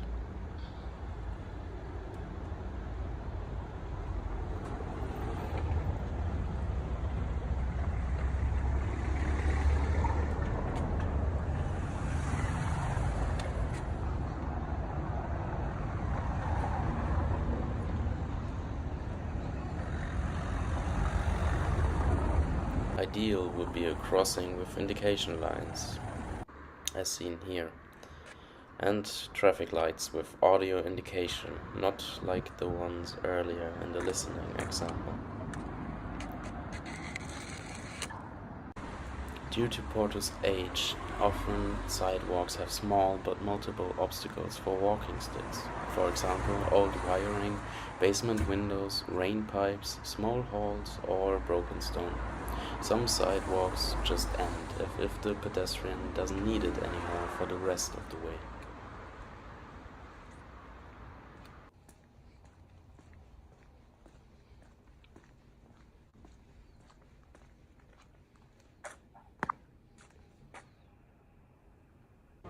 Narrow streets are common in a historic city, and having to squeeze yourself through tight spaces is normal. But balancing between houses and cars is a danger for blind people. The current solution is that they need to occupy the space so that they don't get overlooked. Announcing yourself from time to time with a loud voice so no one runs into you, and stumbling over a smaller curb is normal. Taking some risk, like walking over a street without a proper crossing, becomes part of life. Being aware of blind people and their needs to navigate through life is the first step to improvement, as you can always ask politely if they want assistance when noticing difficulties ahead. I hope that the future of city planning is always to improve the pedestrians' everyday life, regardless if they can see or not.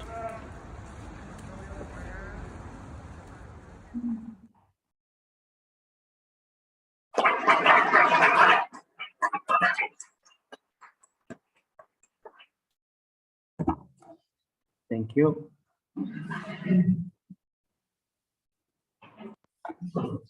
Okay. And this is Leonard. Copy. Images. Ptri. Leonard.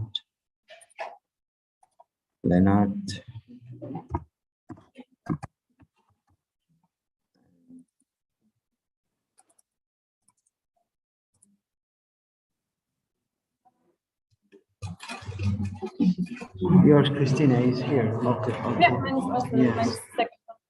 Yes.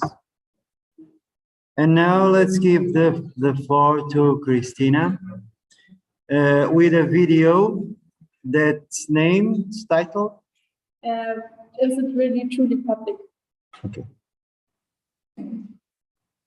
Or in English? What? Nothing. Such as so. And the next one will, because I think that your video is here in this pen also. Your video is also in this pen. Yes. Okay. Okay. Okay. Now it's second. And the second touch. Hey. Okay. Let's put it on sharing, and this is one, and let's go.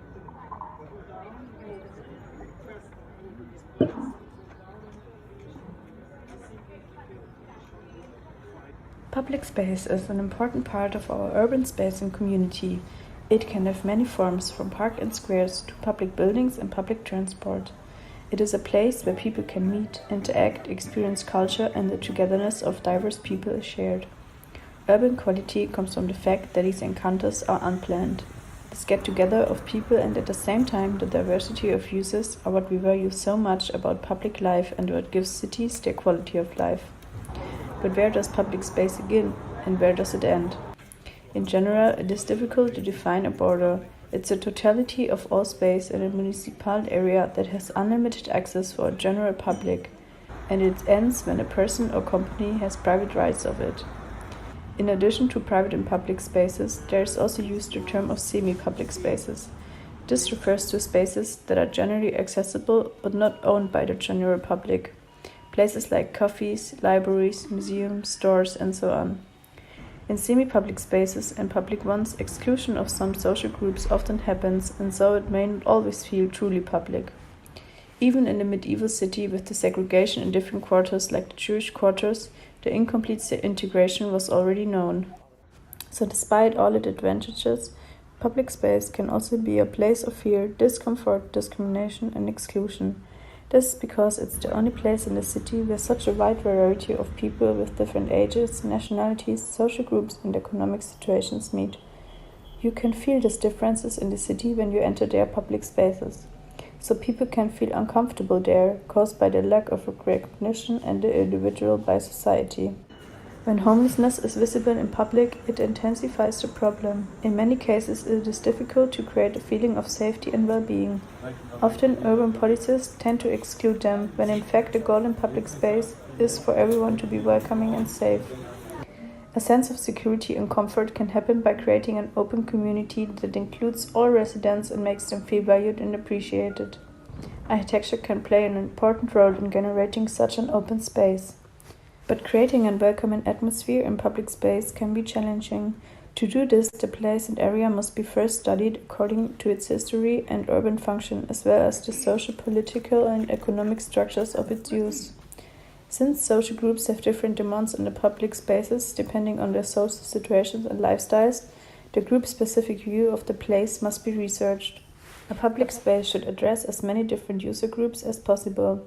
It should be a flexible and multifunctional place which allows a variety of views and changes over the time with the changing demands. Weak social groups are particularly important for integration because they are especially dependent on the public space. So public spaces should always be planned, accessible without barriers. Conflict-avoiding planning is not solved by offering exclusively different places for one group at its time. In this way, the opportunity for meeting are reduced, tolerance is trained away, because people are not longer challenged to come to terms and develop social skills for integration. Structured spaces with clear rules and the inclusion of different groups should be planned, but still, there should be planned spaces for retreat for certain social groups, because otherwise they will not be able to assert themselves in the competition for places. Landscape and architecture in the public space should offer a variety of lively areas, but also spaces for resting. Attractive seating and covered areas should be provided to increase the length of stay. This promotes communication and exchange. In order to avoid areas of fear, there should be enough lighting, and hidden places that are not visible should be avoided. It is important to know, however, that architectural quality does not guarantee functional integration. A stable cooperation of the municipality, public and social institutions is always required for that. The potential of the public space is obvious. It can help to create a sense of community, belonging and well-being in the city. A place of exchange that allows to grow and learn together. This can be achieved by involving every social group and creating an environment where everyone does feel comfortable. But most of all, it is important for each of us to have a basic understanding of different lifestyles of different social groups, fairness and conflicts of interest.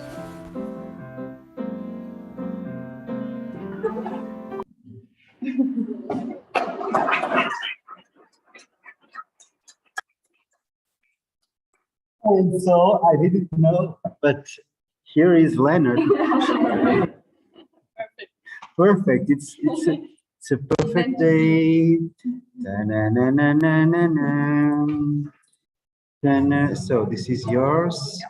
Copy images. Ptri, new Christina.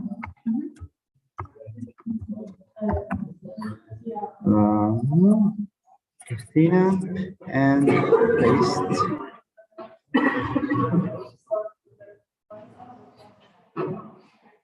Are you all going to the bathroom? Okay, thank you. Just to know.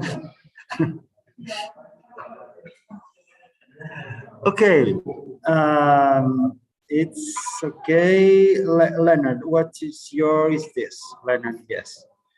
Okay, let's give the floor to Leonard, our greatest pianist. Sorry.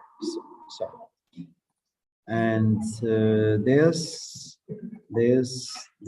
Christina, you can leave. Thank you very much. And Leonard, you can sit here just to your face, just to be there, not mine. Okay, thank you.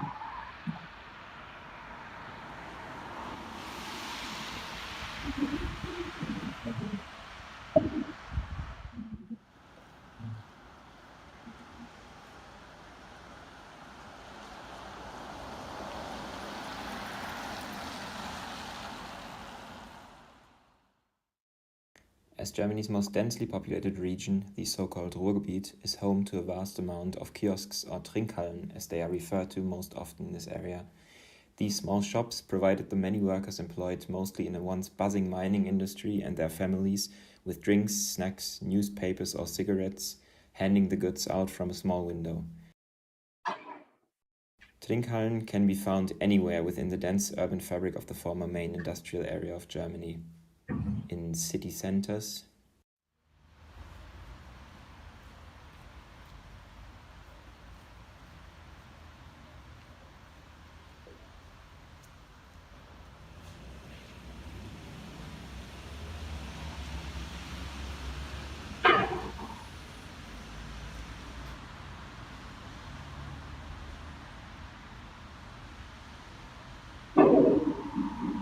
as well as in purely residential areas.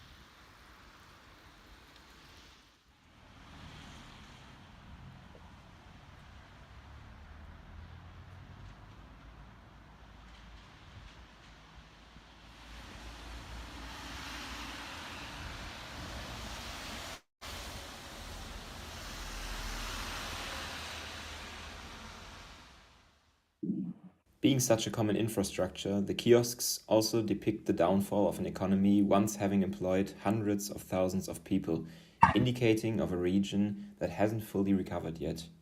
Many shops have disappeared completely, some are housing new programs, for example exhibitions.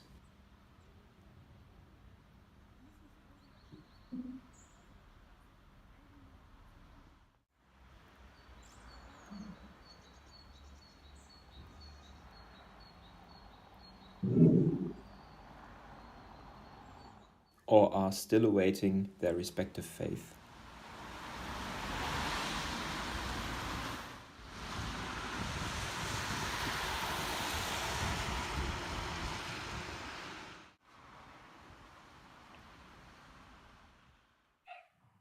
Apart from an overall shifting local economy, the kiosks are under economic pressure, having to rival supermarkets with extended opening hours or gas stations that offer the same goods.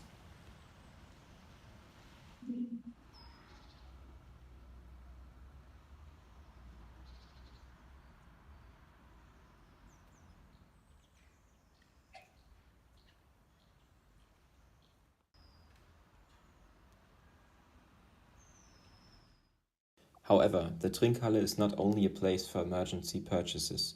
It offers, although not very much, space for social interactions and has always been an important infrastructure deeply rooted in its respective area.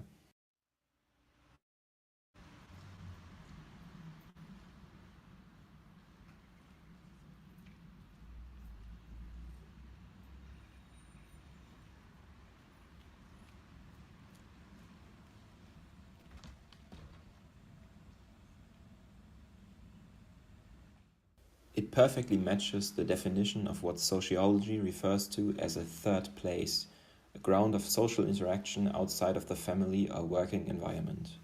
Ray Oldenburg describes some of its characteristics as the following. The setting of the third place is both public and neutral, a leveling ground where the main activity is conversation.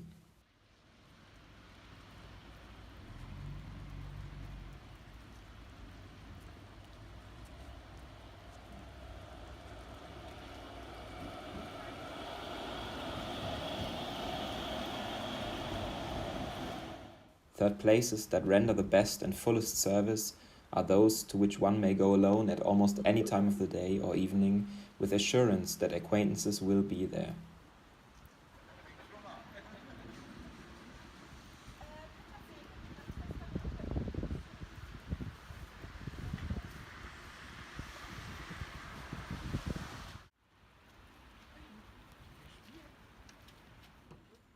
One will always meet regulars at a third place, people who characterize the space and help newcomers feel accommodated.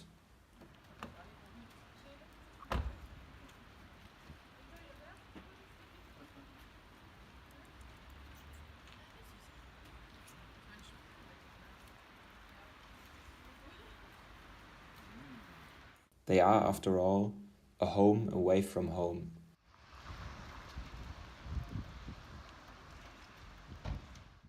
To save these spaces is to save public life itself.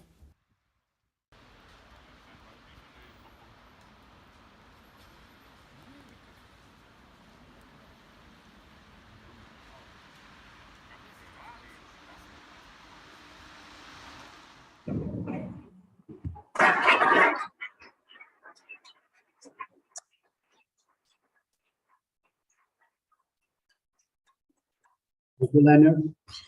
And now,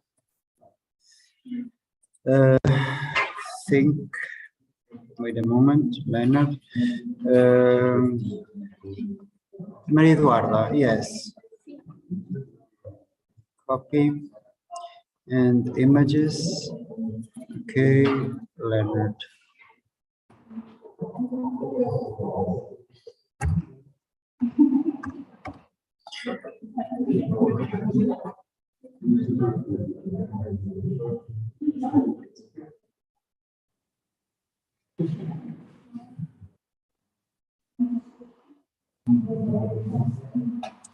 Em brasileiro tem.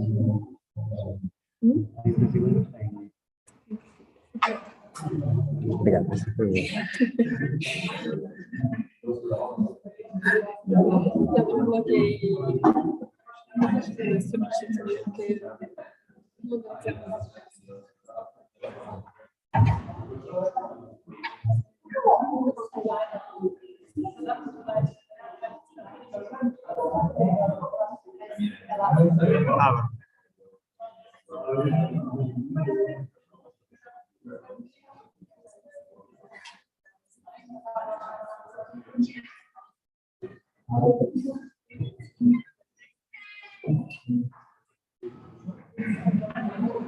Consegues abrir?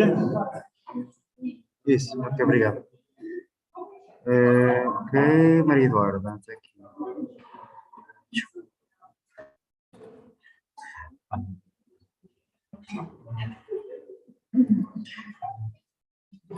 Okay, let's look at the trailer. No, let's look at Maria Eduarda's video essay. Thank you very much, Julia, for opening the window. And this is, okay, and let's go. It's 5 minutes? Okay.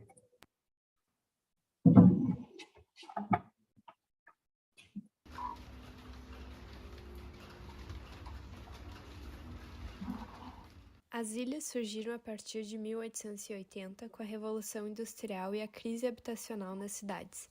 Eram habitações de 16 metros quadrados, organizadas em fileiras no fundo do quintal de habitações burguesas, ou em lotes desocupados. A fachada tinha apenas uma porta e uma janela. Os sanitários eram compartilhados entre as casas, e elas eram um risco sanitário, sendo proibidas por um período. Mas as ilhas criaram uma identidade e espaço de resistência dos mais pobres, estabelecendo relações próximas entre famílias. Eram próximas às indústrias e chegavam a ter 900 habitantes por hectare, constituíam 65,5% da construção de Porto. Embora com menor população que Lisboa, Porto tinha quase 5 vezes mais pessoas vivendo nesse tipo de situação. A questão habitacional só teve importância na República devido às pressões dos sindicatos e greves da classe operária. Nesse momento, a Câmara constrói 4 bairros operários, como exemplo, Antero Quintal, em 1914.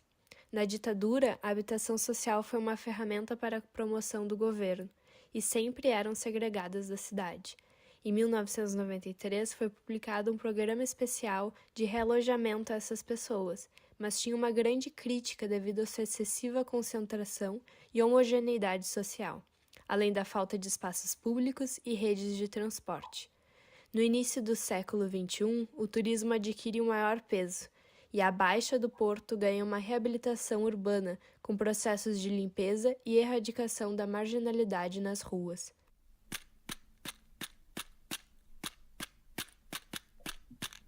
Fechou o livreiro, fechou a quitanda e o florista. A cidade vai virar só hotel para turista. A Rua São Vítor, aberta no século XIX, tinha o maior número de ilhas na cidade, sendo 90% operários urbanos e trabalhadores manuais. Atualmente, restam 21 ilhas ocupadas pela classe baixa envelhecida com situações desfavorecidas ou modificadas para o turismo devido à sua autenticidade do lugar e cenário e a proximidade do centro como um museu que poderá experienciar a vida portuguesa. Os moradores antigos do local mostram grande desconforto com a rua. O que era uma rua cheia de comércios, moradores e crianças brincando, encontra-se uma rua parada. Desde 2012, Porto recebe impulsionadores turísticos ao mesmo período que acontece uma crise econômica em Portugal. As habitações do centro aumentaram exponencialmente seu valor, e essas populações não tinham condições de reforma e manter seus custos ali, deixando as edificações. Os bairros perdem seu caráter, há uma concorrência desleal entre o comércio local e o comércio turístico. Massagem nos pés. Não vejo a hora de sair do aluguel. Quando a minha casinha for promovida a hotel, vai ser sopa no mel. A população que vive em condições precárias muitas vezes não tem os critérios do governo para conseguir moradia, ou preferem aquelas condições do que as encontradas nos conjuntos habitacionais, devido à insegurança e à criação de guetos. Produção de habitação social é reduzida apenas no âmbito numérico e não leva essas esferas sociais e identitárias do ser humano, como a apropriação da moradia, o pertencimento da casa e da comunidade inserida. A habitação está muito atrelada a um viés político, a produção de projetos padronizados, solução plástica duvidosa, edifícios mal executados, segregação desses conjuntos habitacionais para periferias e a não inserção desses na cidade. O espaço deve ter flexibilidade ao passar dos anos, permitir a apropriação do seu morador, pressupor novas composições familiares, mas também a possibilidade de inserção de um espaço produtivo com acesso ao exterior. O projeto arquitetônico deve ser um antecipador de conflitos.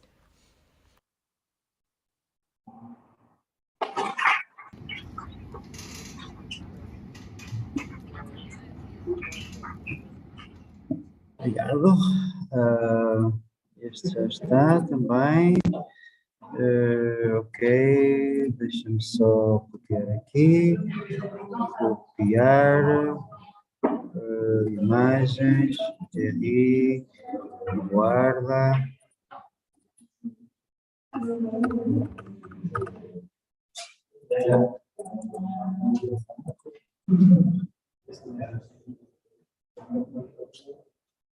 Também está aqui o teu, não está? Também. Eu vou colocar o link do YouTube, porque daí eu adicionei no YouTube a legenda em inglês, senão só tem legenda. Ok, como é que fazemos isso?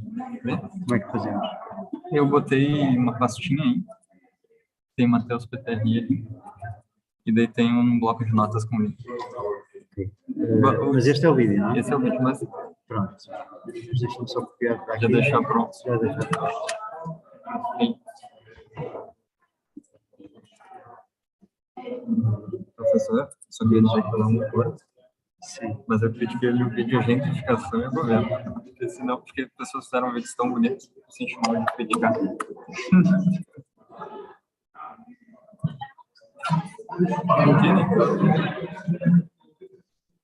Tem que colocar no da Duda também, cavação. É italiano também.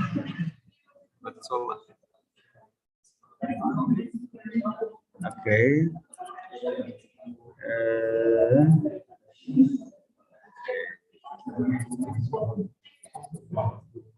Bloco de notas? É este? Esse.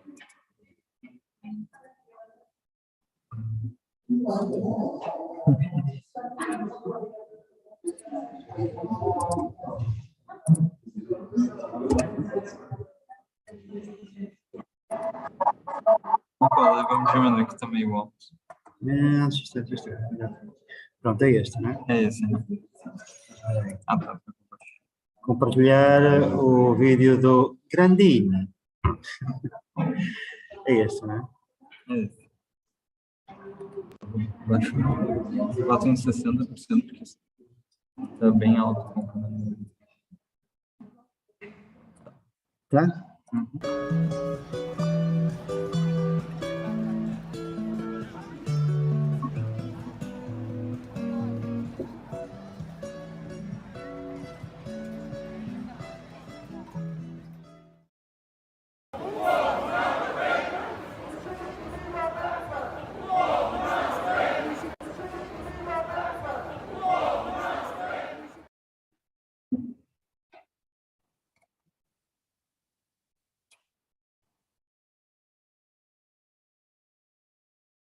Em um tempo de máscaras, literais e sociais, encontramo-nos em uma sociedade na qual as pessoas criam imagens falsas de si próprias, com autoexibições dilatadas e saturadas.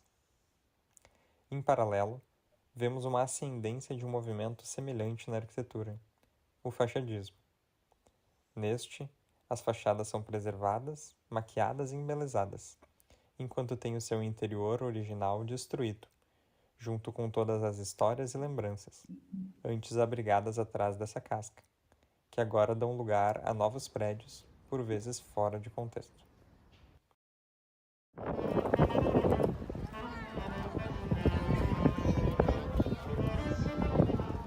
Em Porto, no ano de 2011, foi assinado o Memorando de Troika, que criou a autorização de residência para investidores estrangeiros, vulgo Vistos Gold, e criou ainda o regime do arrendamento local, o AL. A cidade se torna uma marca. De 2009 a 2019, o número de passageiros do aeroporto sobe em 169%. As unidades presentes no Airbnb passam de uma em 2009 para mais de 11 mil em 2018. Junto da turistificação, veio a gentrificação da cidade, principalmente na região da Baixa. Com isso, houve um aumento abrupto do valor das habitações. A especulação imobiliária pelo interesse turístico faz a região tradicional da cidade se hipervalorizar. Uma vez que a maior parte da população portuense que ali vive ou vivia depende do aluguel, não possuem seus direitos à moradia no local garantidos. Muitos senhorios vendem suas propriedades para investidores externos que reabilitam as casas para tirá-las do arrendamento mensal, assim que acabam os contratos vigentes, e as transformam em Airbnbs, o que se mostra muito mais lucrativo. Por consequência, as pessoas que ali moravam há anos são despejadas de seus lares.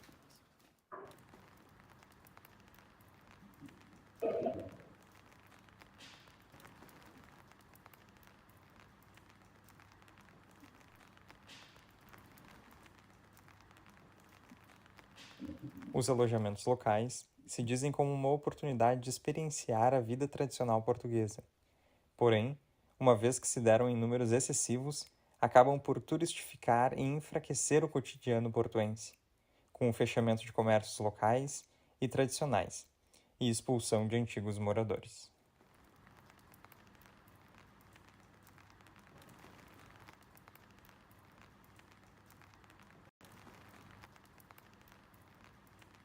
Com o custo por habitação tendo se elevado de forma generalizada na cidade quando comparado à renda média, Porto também tem assistido a um processo de emigração da população. Pessoas se mudam para cidades satélites, onde os custos de vida são mais baixos, e jovens qualificados se mudam para o exterior, onde conseguem maior valorização por suas formações. Assim, Porto se esvazia de moradores locais e, junto deles, da sua história.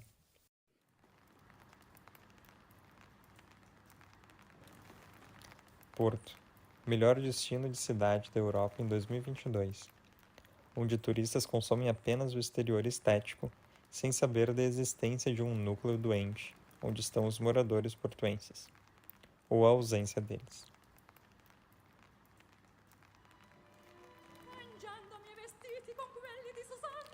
Uma cidade em que os governantes sinceram cada vez mais a casca e negligenciam o interior doente, que silenciosamente entra em estado de apodrecimento.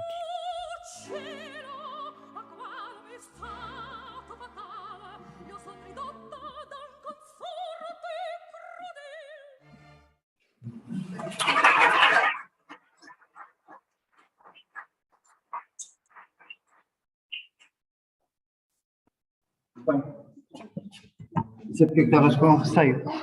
And the next is?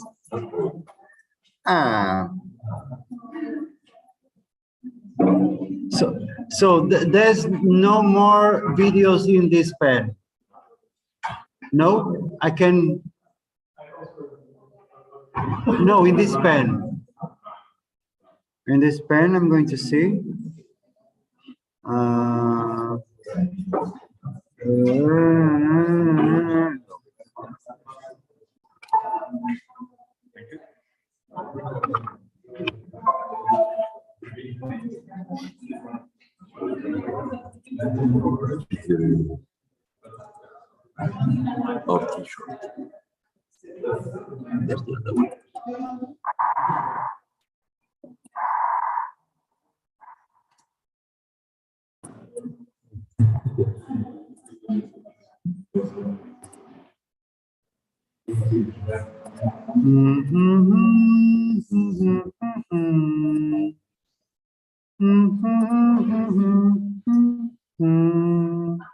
How many minutes?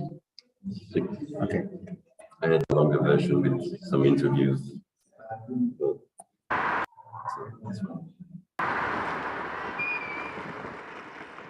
As many cities around the world, Porto has exhausted its capacity to gather enough food for every person living inside the boundaries of the city.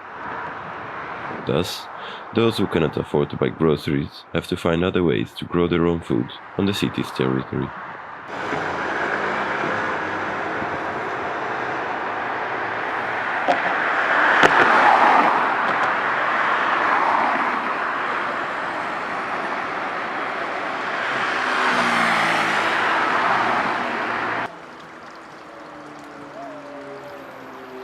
In Porto, it is possible to see marginal citizens, unemployed people, people that got excluded from society, building and taking care of patches of land that they found unoccupied, making them their vegetable gardens.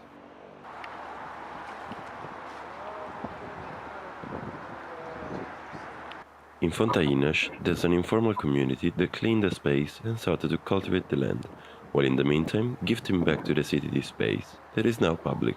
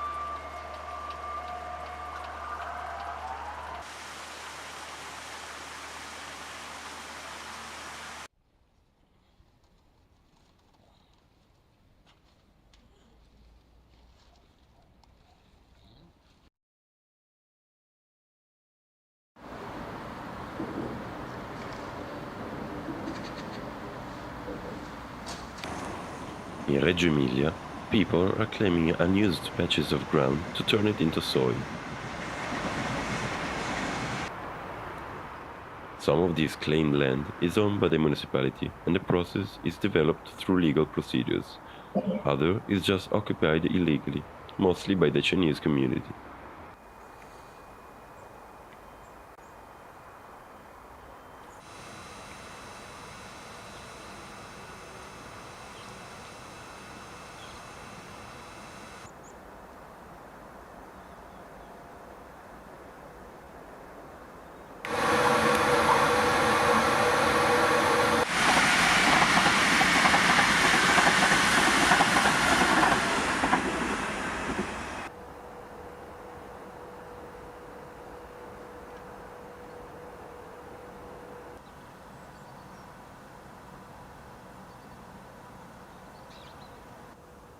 Here, the municipality is planning to dismantle these vegetable gardens.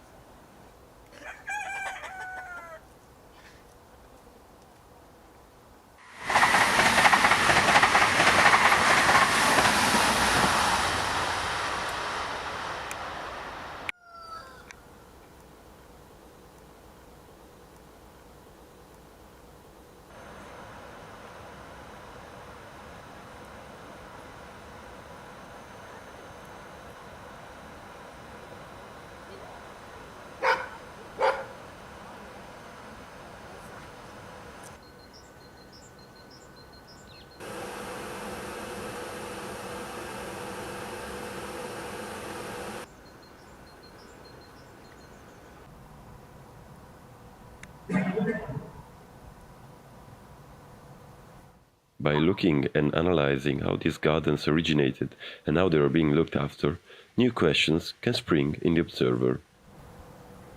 Is it illegal to grow your own food?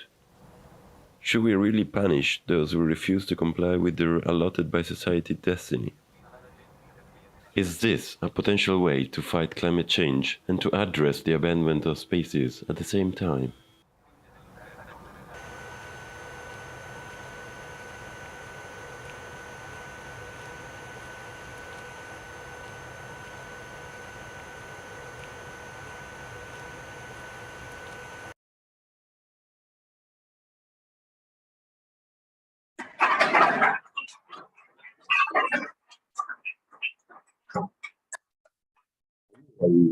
Yeah.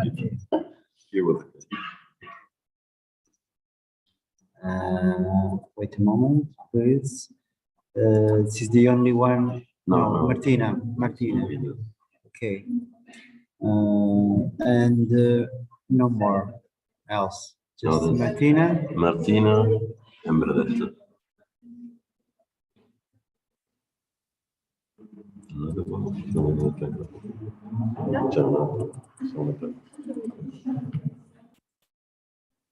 Andrea.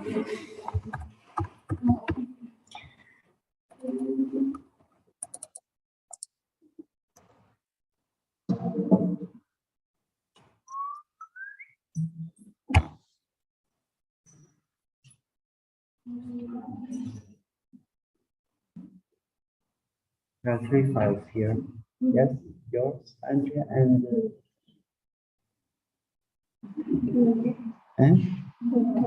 depois podemos pôr o teu.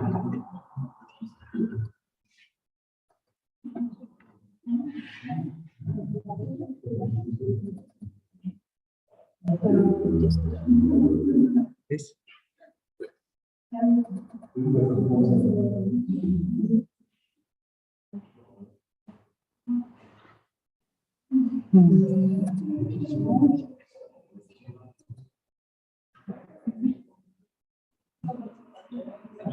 Una popolazione. No, maybe the other. There is another.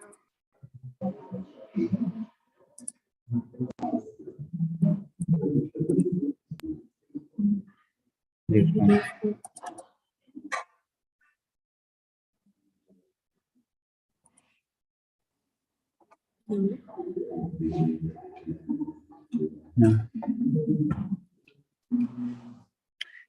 It asks me for a codec, the recording.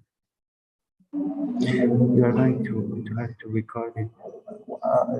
In which extension did you record it? MP4, MP3, MP4? You try to put it on another extension, and please send to me by mail. Okay?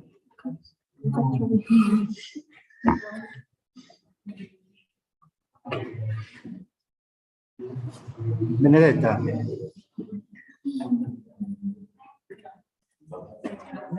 There was a problem with Martina's video because it had no codecs to read. She's going to record it again and will send me by mail, okay? Just the same as you, Tomer. Yes? Yes? Okay. Martina, just please try tomorrow to send me by mail, okay? And what this was? This? Yes. Of course.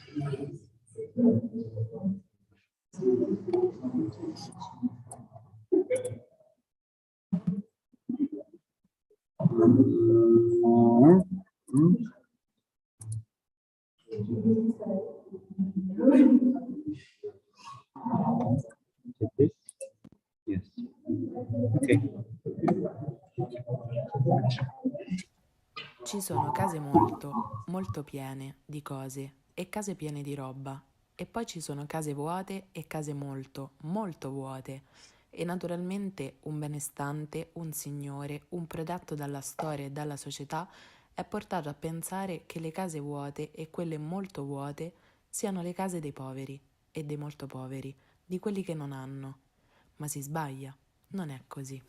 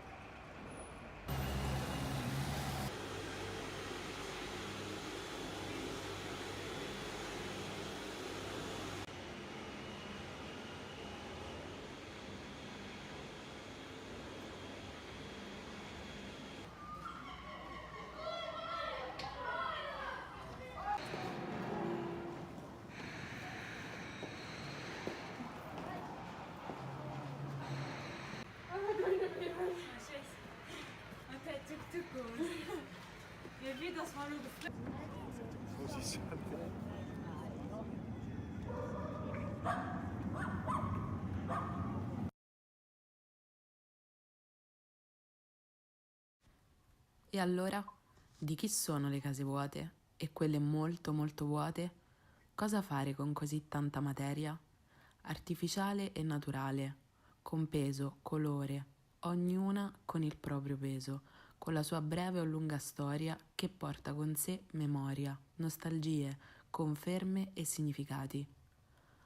Forse usare queste materie, dargli forma, accostarle a materie diverse, usare colori, accostare colori per scrivere nuovi racconti.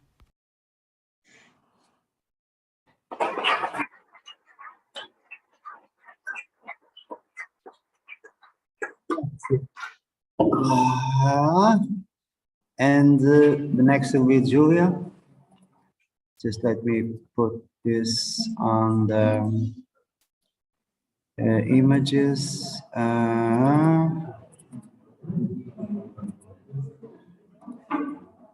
Tornese.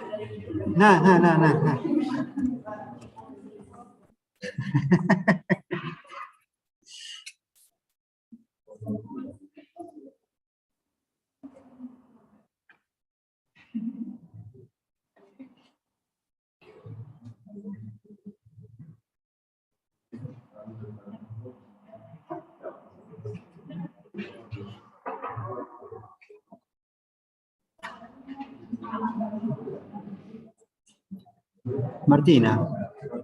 Martina, questa pen è a te, no?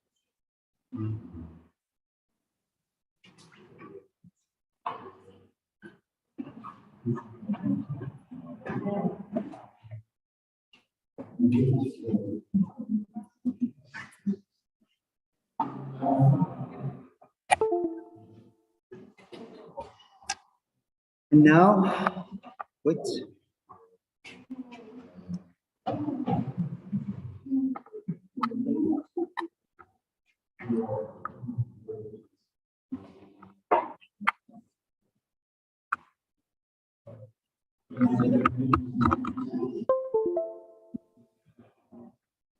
Qual é? Primeiro. Ah, e a da Silvia também está aqui, não está? Sim. Ok.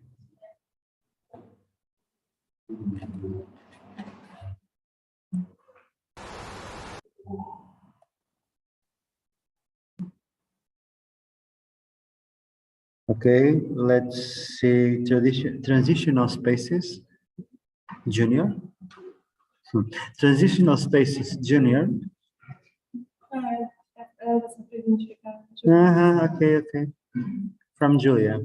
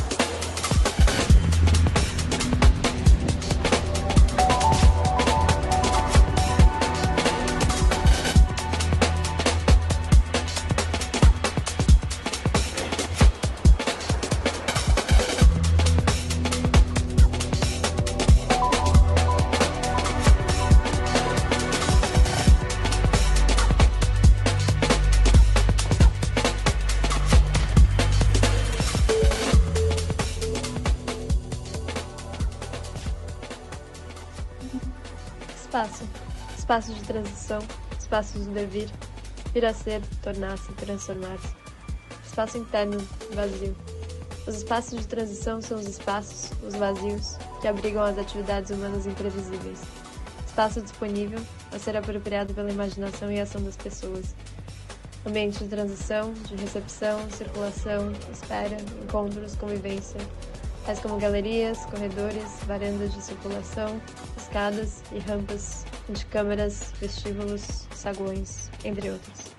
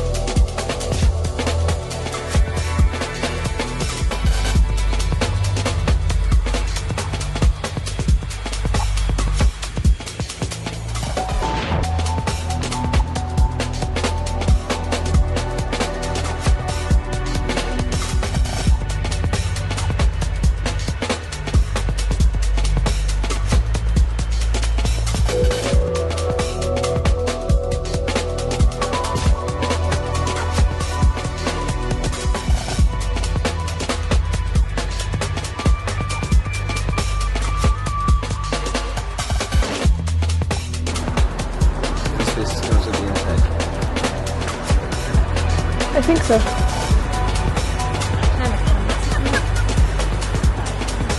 Yeah, I think so, definitely. I think they can be on public spaces, but also like staircases inside, ramps, corridors, halls.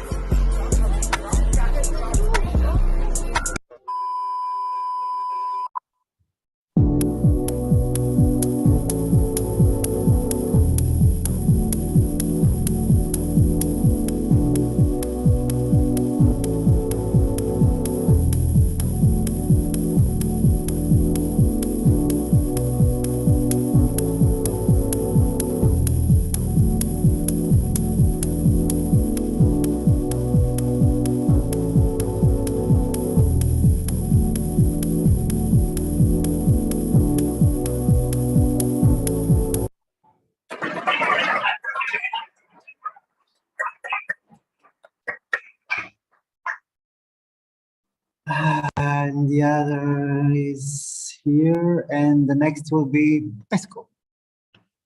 Dove c'è Pesco. Criar imagens. Ptri, Júlia Rosas. Que é o 3 Júlias.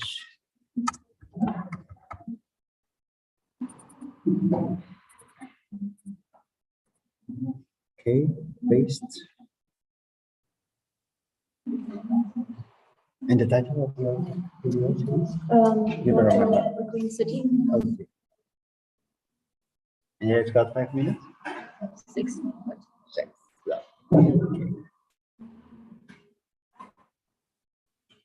Okay, let's see Sylvia.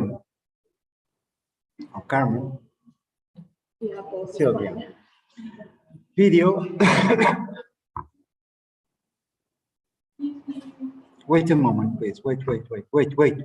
Are you leaving? No, but you are leaving. Yes? Wait. Sorry.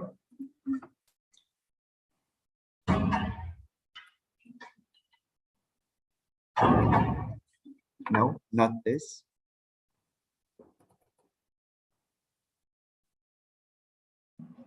The same thing. Okay, I'll try to export it again. Yes, and send it by mail. Yeah. Okay. It's happened the same as happened to Martina. Okay. Yeah, I have my laptop with me. Maybe I can try it. You'll send me by mail. Okay. Okay. Till tomorrow. All right. Okay. Okay. Just let me say a thing before some of you must go. I'm going to give the next one. I like you very much. I get very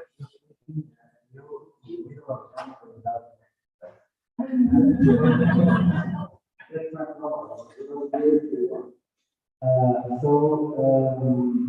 If you agree, we'll give it next price in the 25 of next week. That's the main week.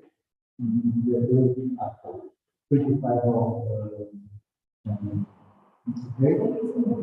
5:30. I'll send you a message.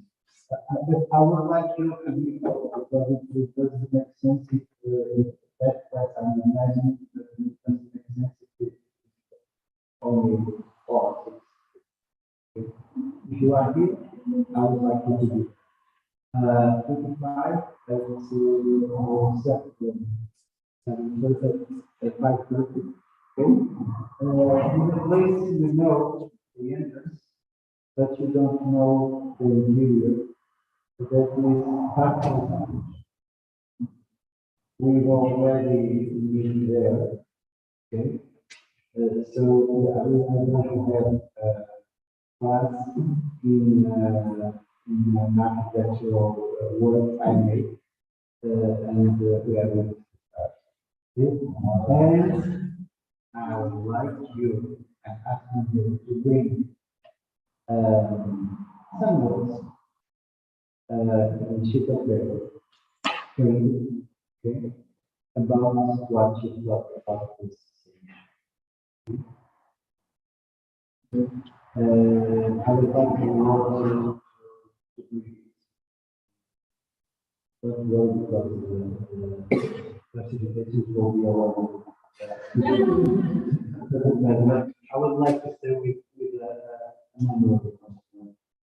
Okay, and there's another thing I would like to say. There is you are going to be asked to answer to some inquiries by the end of the semester. I would like you to answer to the inquiries because it is important for the survival of this semester. Okay,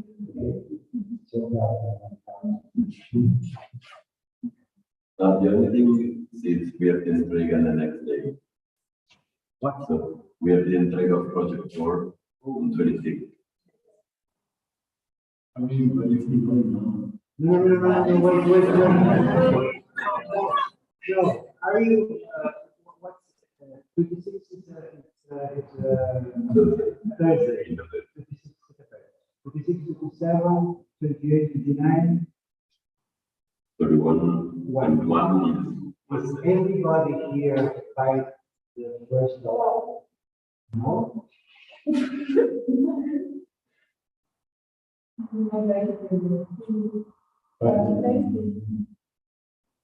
But the exam, the week before of exams? No, it's this week.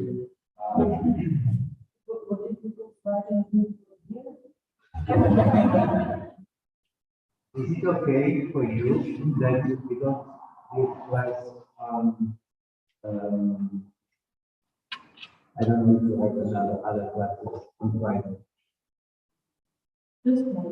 Hmm? No, not next Friday. Friday is the 27th. You have classes. No, you are there.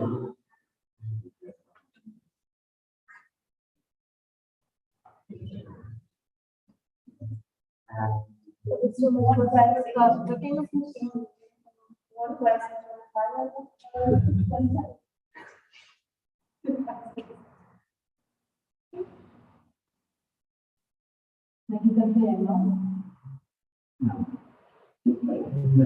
Quinta com vocês têm vocês têm diferente.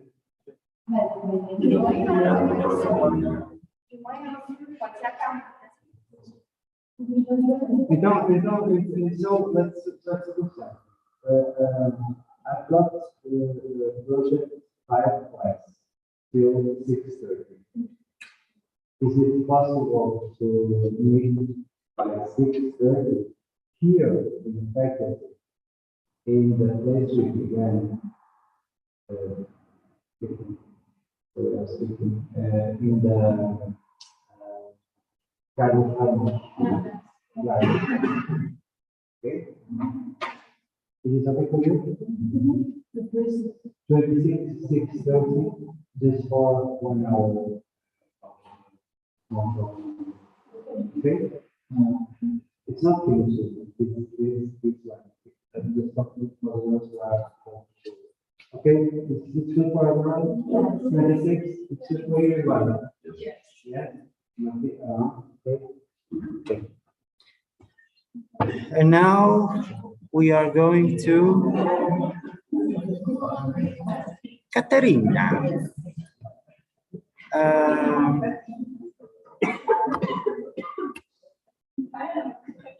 Uy, what's this? What's this, girl? It's only yours here? The third one. This one. No, sorry. No, 03. Can I go back? This one.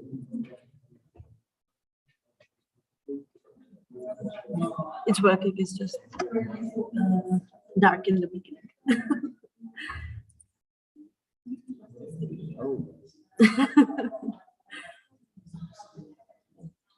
So this is a mystical one. This is a mystical one. So let's be with some attention just to the sounds.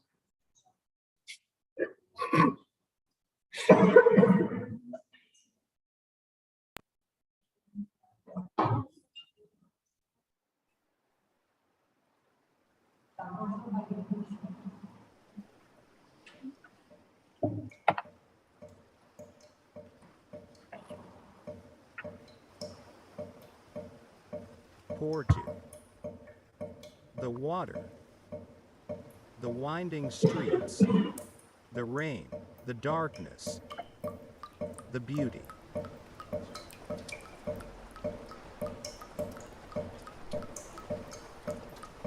The collective memory is dissolving as fast as the population of the city decreases. In the last 40 years, the number of citizens shrunk by more than 100,000. 33% of the buildings in the city center are becoming ruins. Life is slowly disappearing hand in hand with the collective memory of its places and spaces. Still,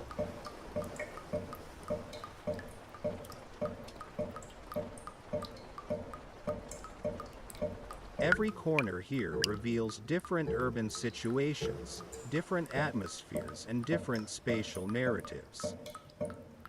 Cities are essentially shaped by their collective identities, shared memories, and local histories. Thus, it is important to read a city as a system of these operations. But what is a collective memory, and why should we be aware of it? This phenomena is simply shaping cities and serves as a medium, naturally creating spatial narratives. It is the shared understanding and cultural knowledge that a group of people hold in common. It is the identity. It gives a sense of belonging. This memory is passed down through the generations and helps to define a city and its people. Therefore, it is a crucial element. Losing the collective memory can lead to a disconnection from the past and a deterioration of the social bonds within a city and its spaces.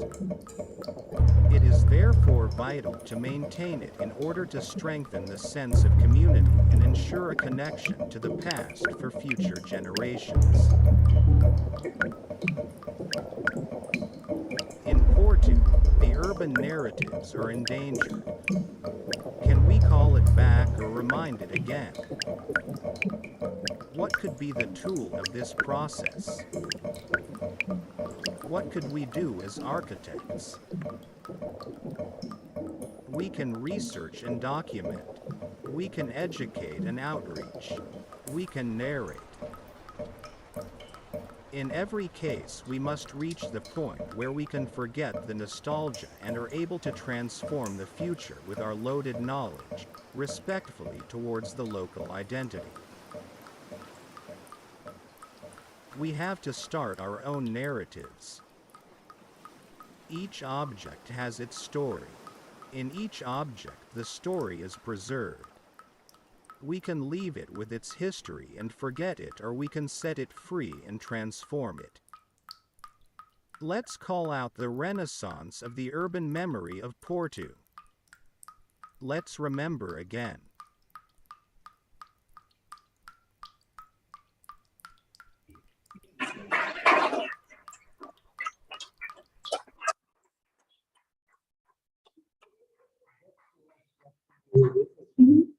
Yeah.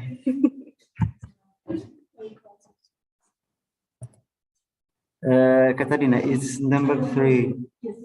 No? Number 3. Copy. Images. New. Katerina.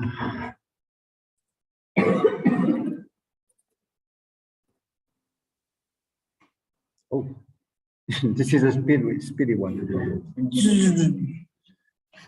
Okay, thank you very much. Thank you. Oh. It's only yours here? Yes. Okay.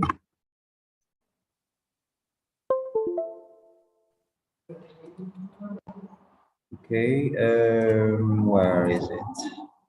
It's this video essay. Yes. Okay. Oh. Okay, thank you.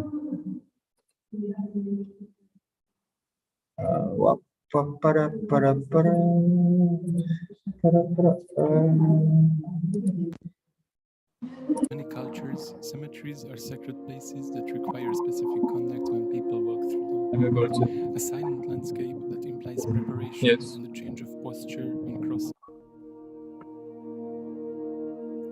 In many cultures, cemeteries are sacred places that require specific conduct when people walk through them. A silent landscape that implies preparation and the change of posture when crossing its gates.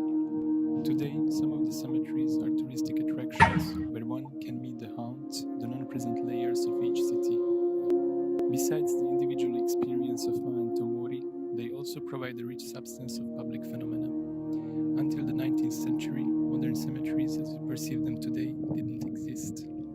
By the end of the century, many cemeteries featured entrance gates to mark where one word ended and another began.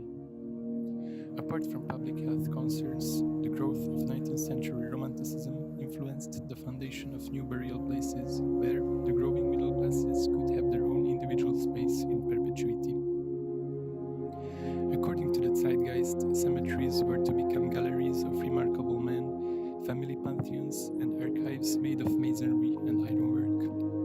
They reflect a particular attitude towards death. The preservation of one's memory and the celebration of death is an allegory of loss and melancholy. So, each new cemetery became a city of the dead. The most essential characteristic of modern cemeteries is their spatial heterogeneity. Tombs and crypts are unique structures, each of them expressing the wealth and importance of people and their families. They allow some visual contact with its interior, but what is inside is barely visible, so these spaces are subject of mystery. Through this difference of the outside and the inside, these structures form physical barriers, but also serve as fragments of collective imagination. The heterogeneous field of tombs, graves, and fences in a cemetery form complex spaces that, as Michel Foucault argues in his 1986 essay of Other Spaces, could be considered as heterotopia. Heterotopias are spaces that exist.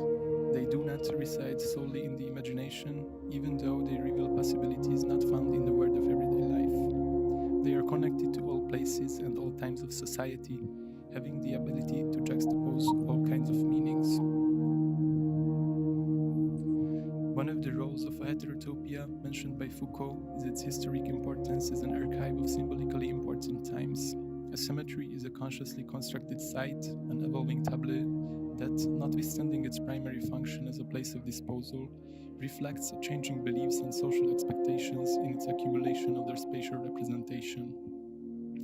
They are witnesses of the local history and identity of their community. They fix meaning on the landscape, meaning that changes over time. This understanding of the heterotopia as real and unreal is reminiscent to Michel de Certeau's definition of the material space and the symbolic place. Like the physical mirror is real in its materiality, but the reflection exists only in our minds. The cemetery, as a heterotopia, constantly confuses the space and placeness, what is visible and what is not. The cemetery is a material site, but at the same time, it is the creation of our collective memory and consciousness. The material space can be divided and individualized, but the invisible, hidden layers remain accessible for everyone, dissolving the dichotomy of public and private. In our contemporary society, intimacy is mostly privatized. We are stuck in the shells of our personal habits and beliefs. This state of spiritual emptiness could inspire us to rediscover cemeteries as places of public intimacy.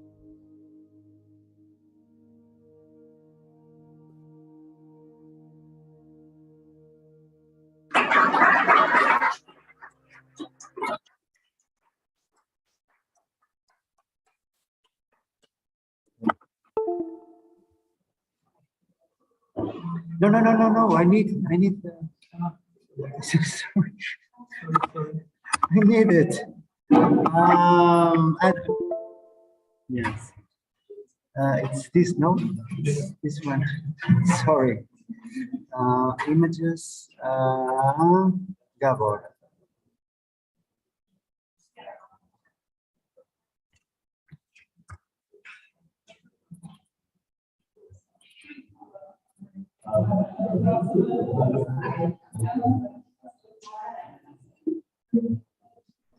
It's very simple. It's a very simple one and very.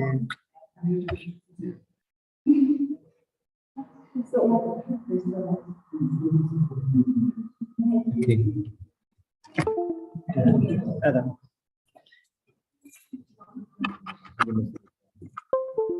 You must leave. No. Okay. I can stay here.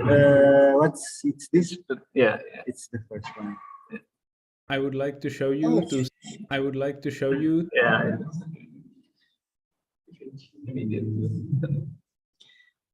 Where is it? Oh, sorry. We were on there.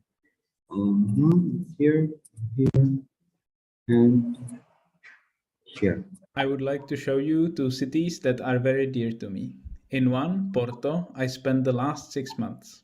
The other, Kutná-Hora, I will always call home.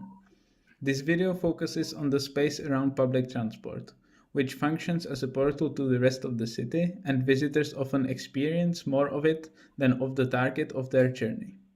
I will not talk over the clips. I want you to not just see, but to hear as well. You will discover that often Kutná-Hora and Porto has more in common than Porto and Porto.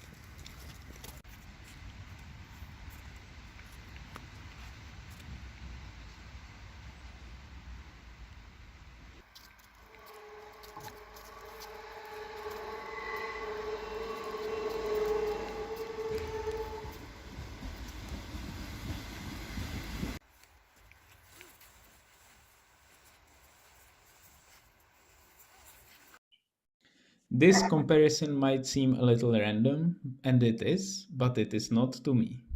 There is a lot that Kutnahora can learn from Porto and vice versa, and what we can in turn learn from their differences. Thank you for your attention.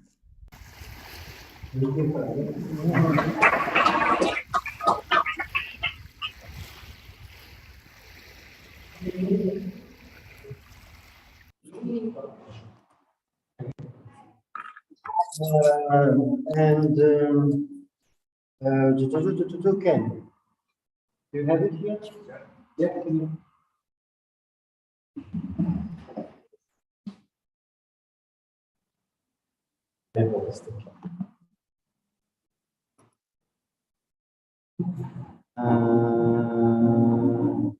can put that. Yes.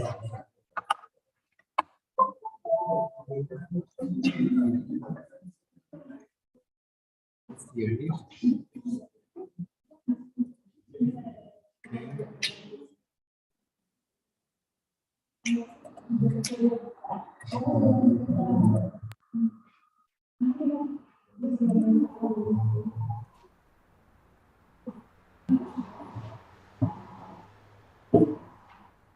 Hidden from the public are the most culturally rich neighborhoods of Porto. In the 1800s, Porto grew out of its medieval center as the Industrial Revolution brought an accompanying population swell. A solution to the need of workers' housing was required. It arrived in the form of the Ilhas do Porto, or islands. If the main roads leading out of the city resemble the fingers of an outspread hand, with the fist as Porto's medieval center, the islands would reside in the space between the fingers. Behind the bourgeoisie houses fronting the streets, long rows of small dwellings not covering more than 16 square meters in area were built, often housing 10 or more people and even animals.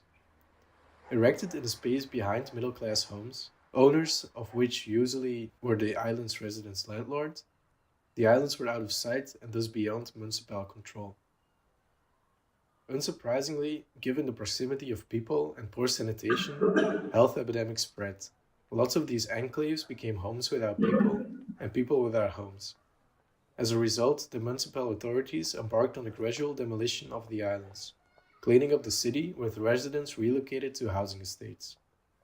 This led to an erosion of the authentic culture and the ruination of Porto's rich landscape. I think that in order for us, soon-to-be architects, to respond to this issue, we must first understand what it means to be an architect. In Bouwen Wollen Denken, Building Dwelling Thinking, Heidegger states that before we can build, we must know what it is to dwell. It draws attention to the existential meaning of dwelling, which originates from the old Germanic word bouwen. Bouwen lays at the basis of what we now understand as residing in one place and dwelling. This etymology describes the man who absorbs his surroundings and all of its impressions before eventually giving in to the urge to build at the said place. And thus, the architect is the one who experiences what it is to be like at a certain place.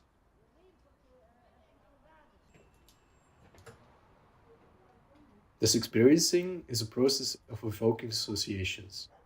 These associations work as an unconscious connection between the genius loci, the spirits of the place, and the to-be-built construct. The physical experience of a place and the space here is of the essence. These links, associations, are personal and so dependent on one's memories, preference, and way of interpretation. Nonetheless, the connection with the place makes it possible for an outsider to observe these constructed associations. So, the architect is someone that takes in experiences and knowledge, evaluates and selects these, and subsequently translate them into a relation to a specific place and its user. We can define this site and user-specific relation as a culture. Culture is something everybody carries within them, a way of being linked to a place where the dweller feels at home. How strong this relation is differs from person to person, but always comes down to appropriating customs that live longer than the person in question. Tradition, as such, becomes an intimate relation between a place and the being of a person.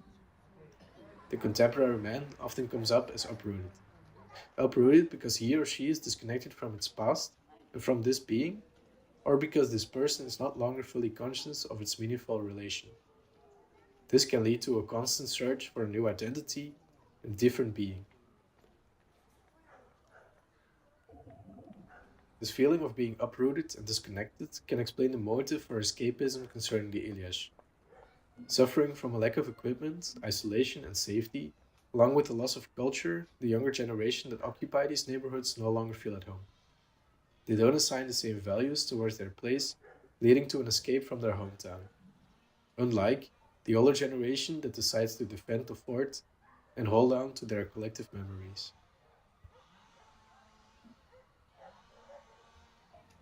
Thomas van Leeuwen stipulates in his essay, Invisible Ruins, that the historical relevance of a ruin is as the skeleton of a Tyrannosaurus rex, while other irrelevant material is a dead dog. This frames the original walls, porticos, bastions, arches, and ramparts as the valuable material, whereas the additional fabric that is now part of the fort, marks of decay, brevity, trash, uses of appropriation, is invaluable. In this case, the collective memories and identities can be referred to as dead dogs, whereas the built environment, in the contrary, is regarded to as historical relevance. Collective memories and stories are a part of our identity. Things with stories form an emotional attachment. These are things we assign value to, something we all do as human beings. It's next to our cognitive function the part that makes us who we are, our way of being. And so it is of the essence that when we design, we not only make logical and rational decisions, but foremost listen, watch, and seek to understand how the users behave, what they assign value to, and to eventually give home to these dead dogs.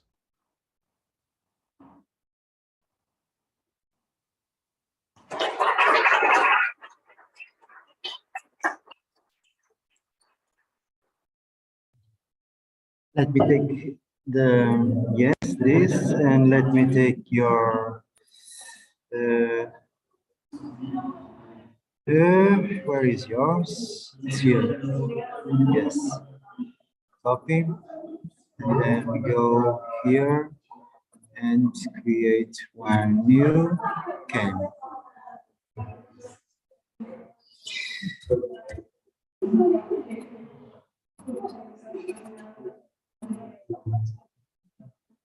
Okay, Belén. Yes.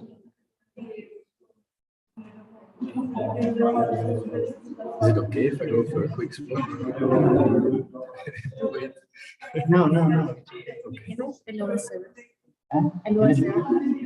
El USB. Sí. Sí. Eu enviei uma do link por e-mail. Eu já percebi, por isso que eu deixei com o fim. Ah, tá bom.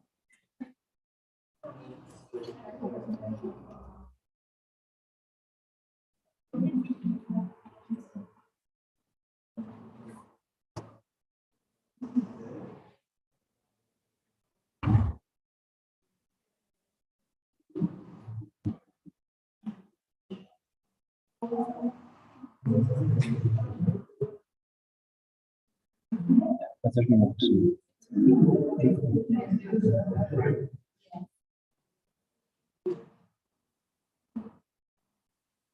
It's okay? No, don't run. Don't run. The political theory?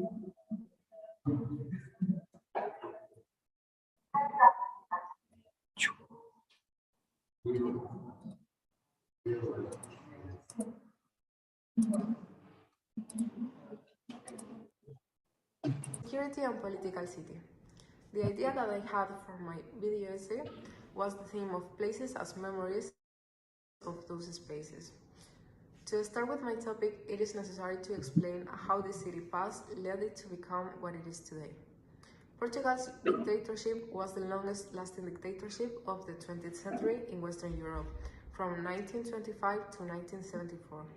Instituted under the leadership of Antonio de Oliveira Salazar, similar to the regiments instituted by Franco in Spain, Mussolini in Italy, or Hitler in Germany. Portugal's Estado Novo is often considered not to have been a conventional fascist regime because of the lack of mass for the fascist movement, and because Salazar didn't like the modernist character of fascism.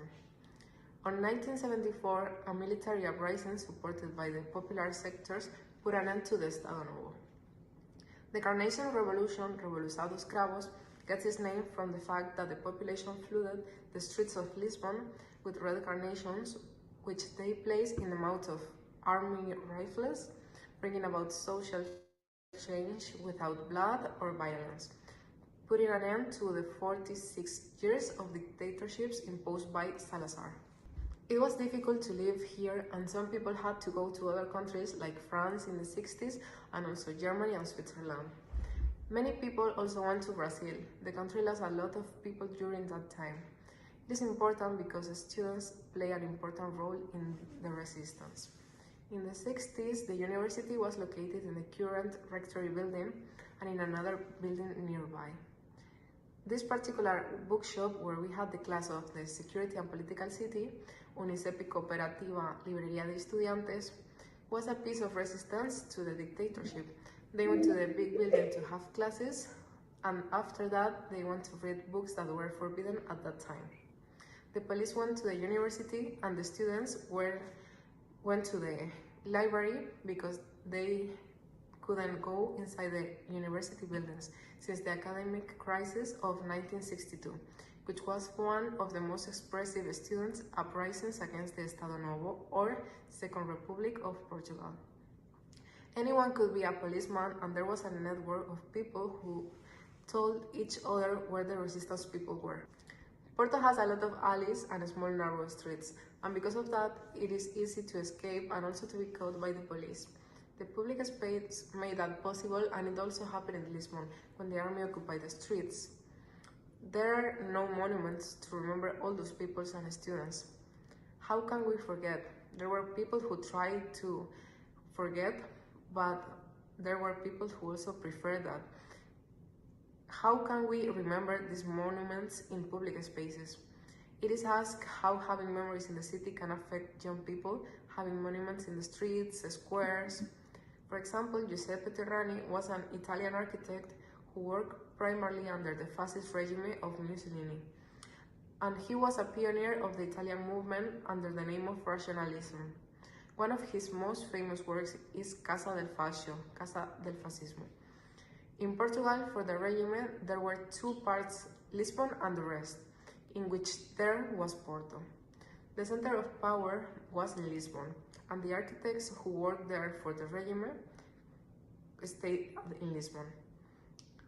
Porto was always a city of resistance, and here there are also examples of fascist architecture. All the revolutions started in Porto. What we are asking ourselves is that it's fair to destroy everything. In the memorial of the Twin Towers in New York, you can see that they made a memorial that something happened and something was there. The bad thing about making statues of dictators is that they can look like heroes.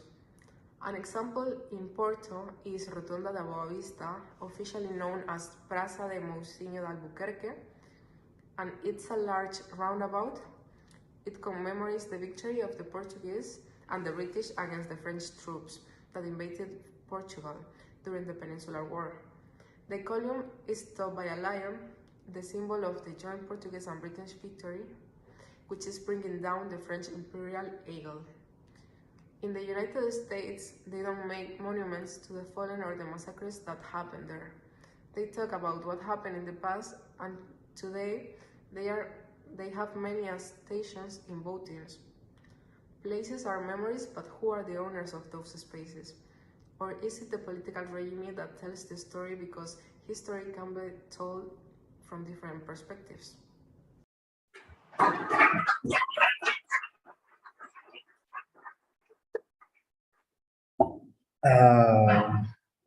And now just a little small operation because there are two missing, you and you. And I would like you to come here.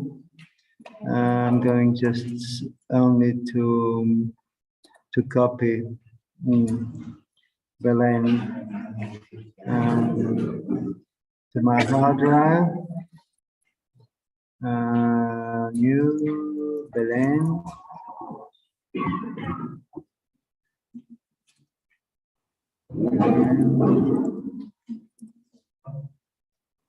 Okay, it's done.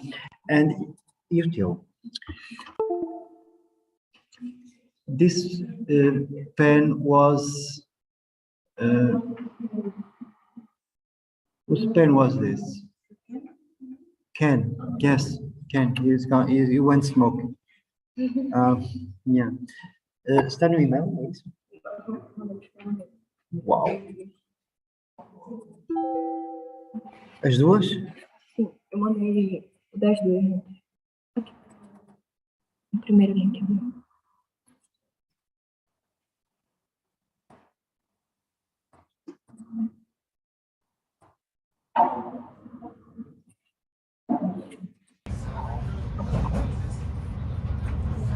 Mas eu... Eu mando por e-mail também. Ficheiro, pode ser? Espera aí, deixa eu só pôr. Quer que eu mande por e-mail? Vídeo?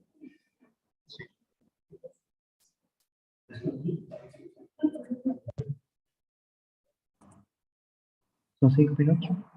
Não. 7? 10? 12? E da Júlia? Vamos tocar. Velocidade 75, que é mais rápido. Esta? Porque quando eu fiz o vídeo, eu não sabia que ainda tem 5 minutos. Espera aí. Queres pôr em velocidade? Vou pôr 75. Aí coloca aqui na configuração.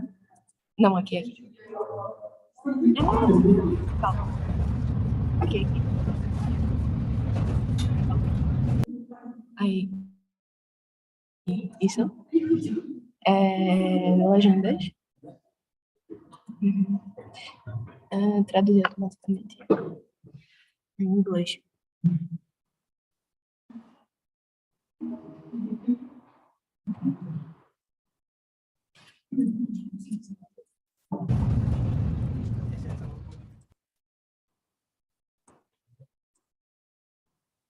Posso? Quer dizer, não sei se estou a compartilhar. Acho que não. Não estou. Não estou. 12 minutos.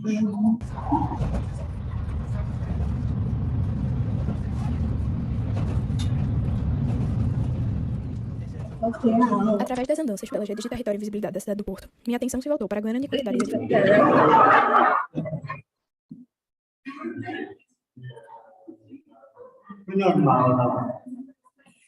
Look, when I made the video, I didn't know it was from 3 until 5 minutes. It's normal, because nobody is going to understand anything. Okay.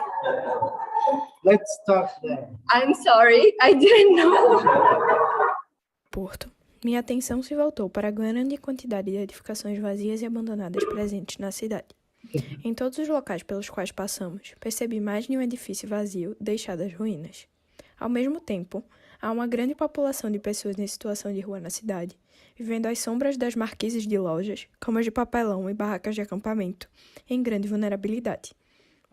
Tal paradoxo me gerou inquietação sobre entender as causas raízes dessa situação de tanta gente sem casa e tanta casa sem gente. Minha pesquisa, assim, se voltou para as questões sociais geradoras desse problema, crise econômica, gentrificação e também para o déficit habitacional existente tanto na cidade do Porto, como foco da pesquisa, e na minha cidade natal, Recife, no Brasil. Tais edifícios sem gente, que não estão a cumprir nenhum uso, são os chamados devolutos. Segundo os censos portugueses realizados em 2021, identificaram-se um total de 72 mil alojamentos vagos. Já no ano de 2018, identificaram-se 25 mil famílias em situação de rua, ou seja, sem casa. Assim, podemos concluir facilmente que o número de casas vazias em Portugal permitiria alojar as famílias identificadas. Entretanto, a solução da questão não é tão simples o quanto parece ser. Primeiro, vamos tratar um pouco das principais causas da existência da elevada quantidade de devolutos nas grandes cidades, inclusive no Porto. Os centros históricos são, na maioria das vezes, as áreas que possuem as melhores infraestruturas e equipamentos. São onde a vida urbana acontece com maior fervor, onde as distâncias a serem percorridas são menores, onde há geralmente maior oferta de empregos, mas, contraditoriamente, onde há mais imóveis vazios.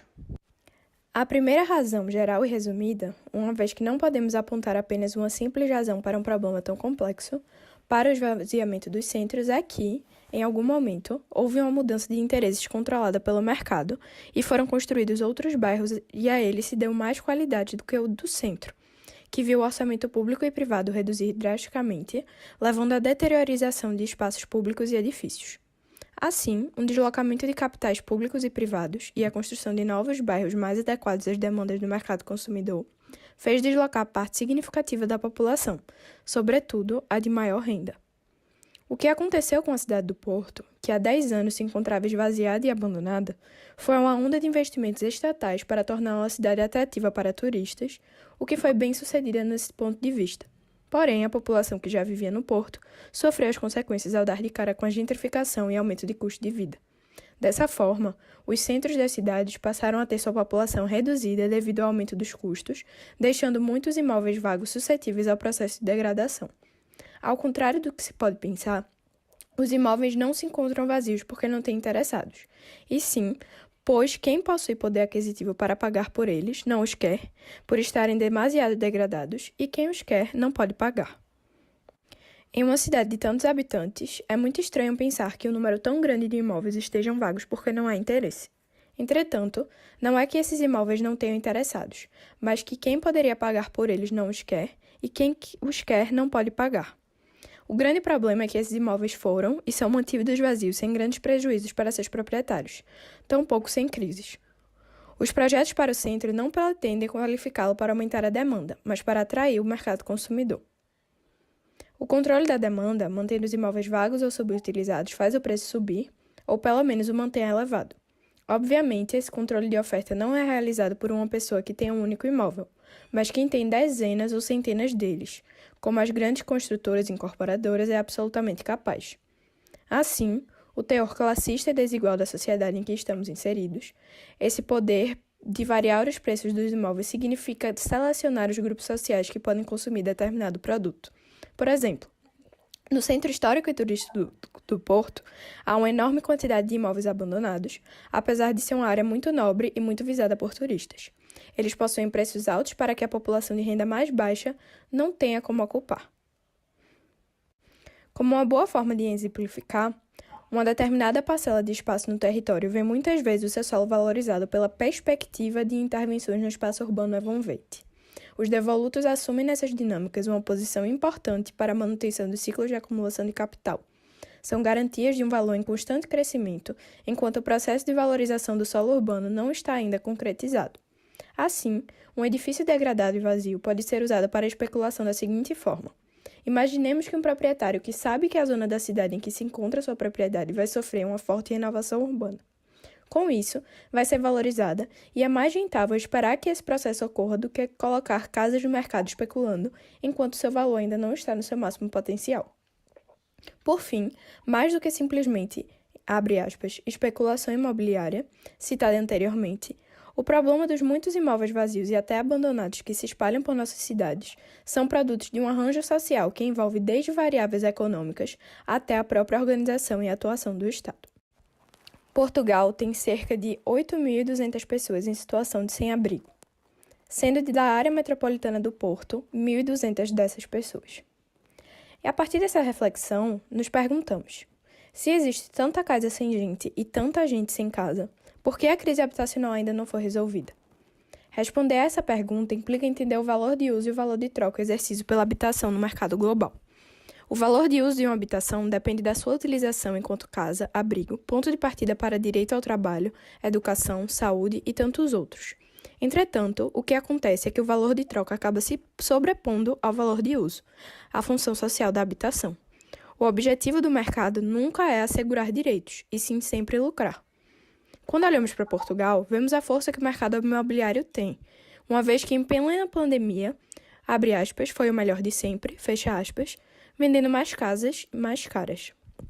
Mas se o problema claramente vem afetando cada vez mais gente, qual a razão para negarmos o potencial de valor de uso desses edifícios devolutos? A resposta a essa pergunta vem tanto de razões circunstanciais quanto estruturais. Um devoluto pode estar nesse estado por ser fruto de uma herança indivisa, pelo proprietário não poder arcar com os custos de uma renovação, ou então com proprietários especulativos. Atualmente, existem projetos em curso realizados pela Prefeitura da cidade do Porto para resolver ou amenizar o problema da quantidade de pessoas em situação de rua e vulnerabilidade social na cidade. A Câmara do Porto e o Instituto da Habitação e Reabilitação Urbana estão em conversações para estudar a possibilidade de edifícios degradados ou devolutos na cidade, propriedade do Estado ou domínio militar, possam servir para o desenvolvimento de projetos de habitação acessível. O reforço de uma intervenção promotora da integração das pessoas em situação de sem-abrigo, de acordo com a Estratégia Nacional para a Integração de Pessoas em Situação de Rua, que pretende consolidar uma abordagem estratégica e holística de prevenção e intervenção centrada nas pessoas em situação de sem-abrigo, com o objetivo de que ninguém tenha que permanecer na rua por ausência de alternativas. Para resolver esse problema, se faz necessária uma mescla de políticas públicas, que incluem também propriedades coletivas, moradias subsidiadas e auxílio aluguel como medidas necessárias para acabar com o déficit habitacional. Fica claro que é preciso que as habitações devolutas cumpram a sua função e se tornem casa. A expropriação parece ser o caminho lógico para que tanta gente sem casa passe a ocupar as centenas de milhares de casas sem gente. A expropriação está, assim, muitas vezes relacionada com projetos de infraestruturas de grande escala. Ao mesmo tempo, além de ser um processo jurídico lento, o valor que acaba custando a expropriação com as indenizações é muitas vezes muito mais alto do que o próprio valor de mercado. Torna-se, portanto, essencial repensar o modo como a expropriação está desenhada, para que possa servir de ferramenta jurídica e urbanística no sentido de fazer cumprir o direito à habitação e à cidade, com acesso à moradia digna e de qualidade.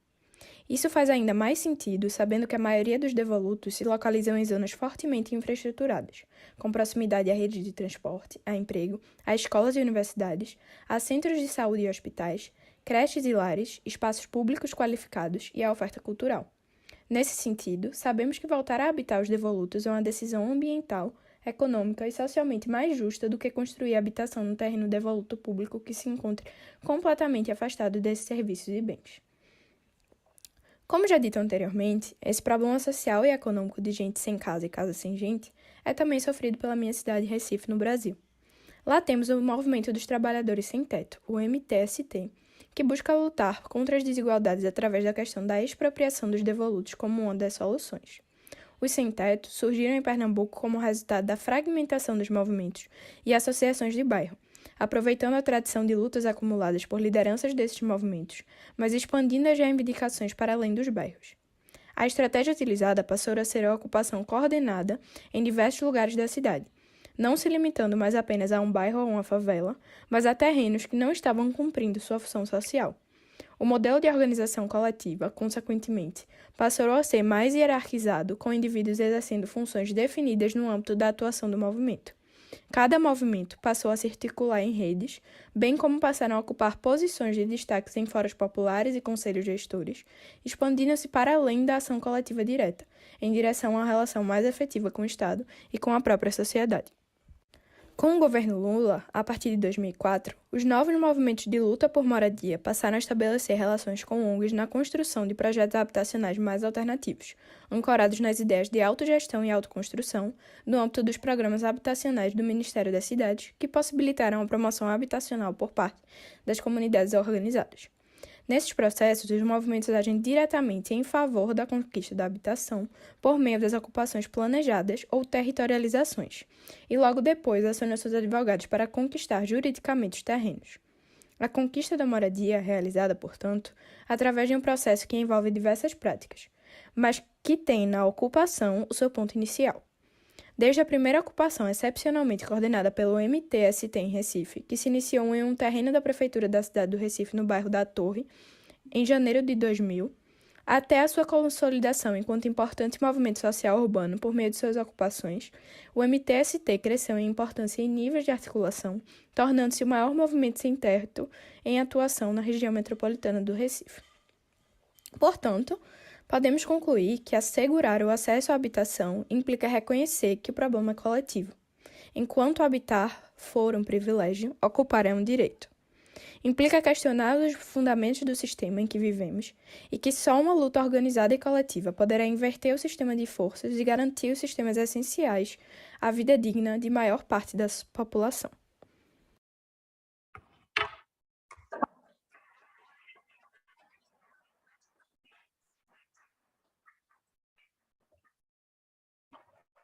Deixa-me dizer. Não. Mandas-me por e-mail. Mas mandas-me por e-mail o que chega, está bem? Eu lhe transfiro. Pronto. Interromper. Agora o outro está no e-mail. Está aqui. Será este. É este, não é?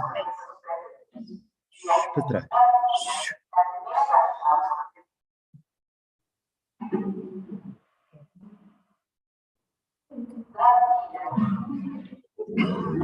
Brasília. Não sei quando eu ouvi essa palavra. Espera aí. Agora está. Está com legenda? Tá. Em inglês dá para pôr? Dá. Automaticamente.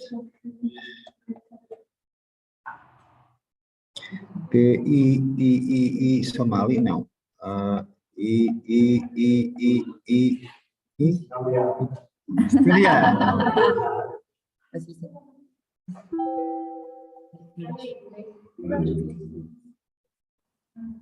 Ok.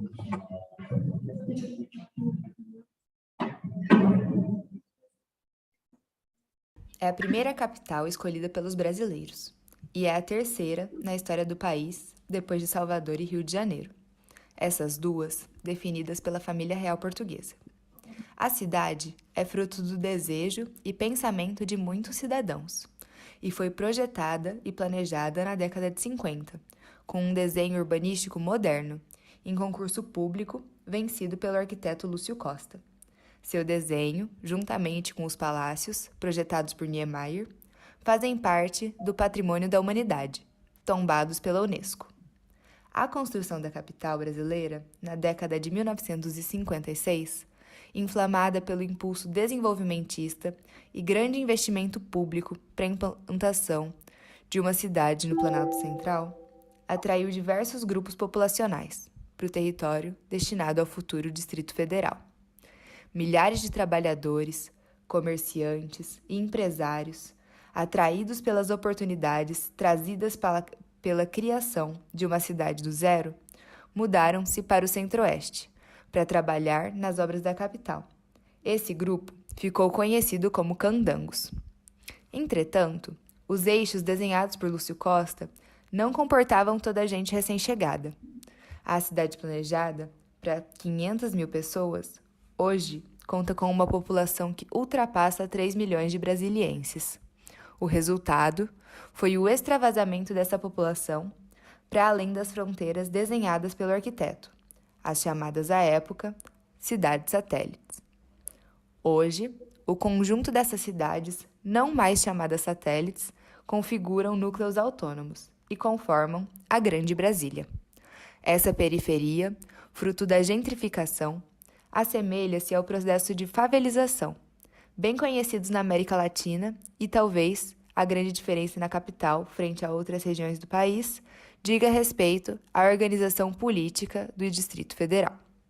Dessa organização, vale mencionar que em todo o país, há muito tempo, existe a prática da assistência técnica para a habitação de interesse social, e foi transformada em lei em 2008, no governo Lula. Essa lei, em linhas gerais, permite o acesso de pessoas com renda inferior a 3 salários mínimos ao serviço de profissionais da construção civil, como arquitetos e engenheiros. Como alternativa paralela aos programas governamentais de acesso à moradia, sendo o Distrito Federal o terceiro maior déficit habitacional do Brasil, a aplicação dessa lei de assistência técnica aparece em algumas iniciativas profissionais, das quais destaca-se a Companhia de Desenvolvimento Habitacional do Distrito Federal, a CODAB, cujo trabalho de profissionais da arquitetura implementou a qualidade de moradia de inúmeros brasileiros, mantendo o respeito à individualidade de cada um e levando em consideração relações de vizinhança e pertencimento. Por exemplo, prestar serviços e atender a população invisibilizadas e desassistidas é uma tarefa árdua e foi desenvolvida por meio de algumas frentes de trabalho, dentre elas, a instalação de postos de atendimento nas periferias, ações de regularização fundiária, organização e ações de multirão para a requalificação dos espaços coletivos e organizações de concursos públicos, além da sistematização de todas essas iniciativas em algumas cartilhas. Esse trabalho, tão necessário, influencia novas gerações de arquitetos e estudantes, que prestam serviços profissionais a esses grupos desassistidos, fazendo uso dos conhecimentos técnicos da arquitetura e urbanismo como ferramenta de transformação social.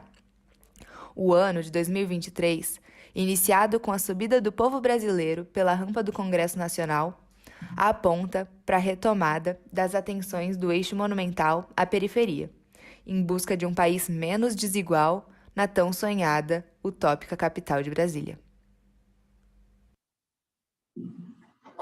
E, infelizmente, a complexidade política vai muito além dessas intenções.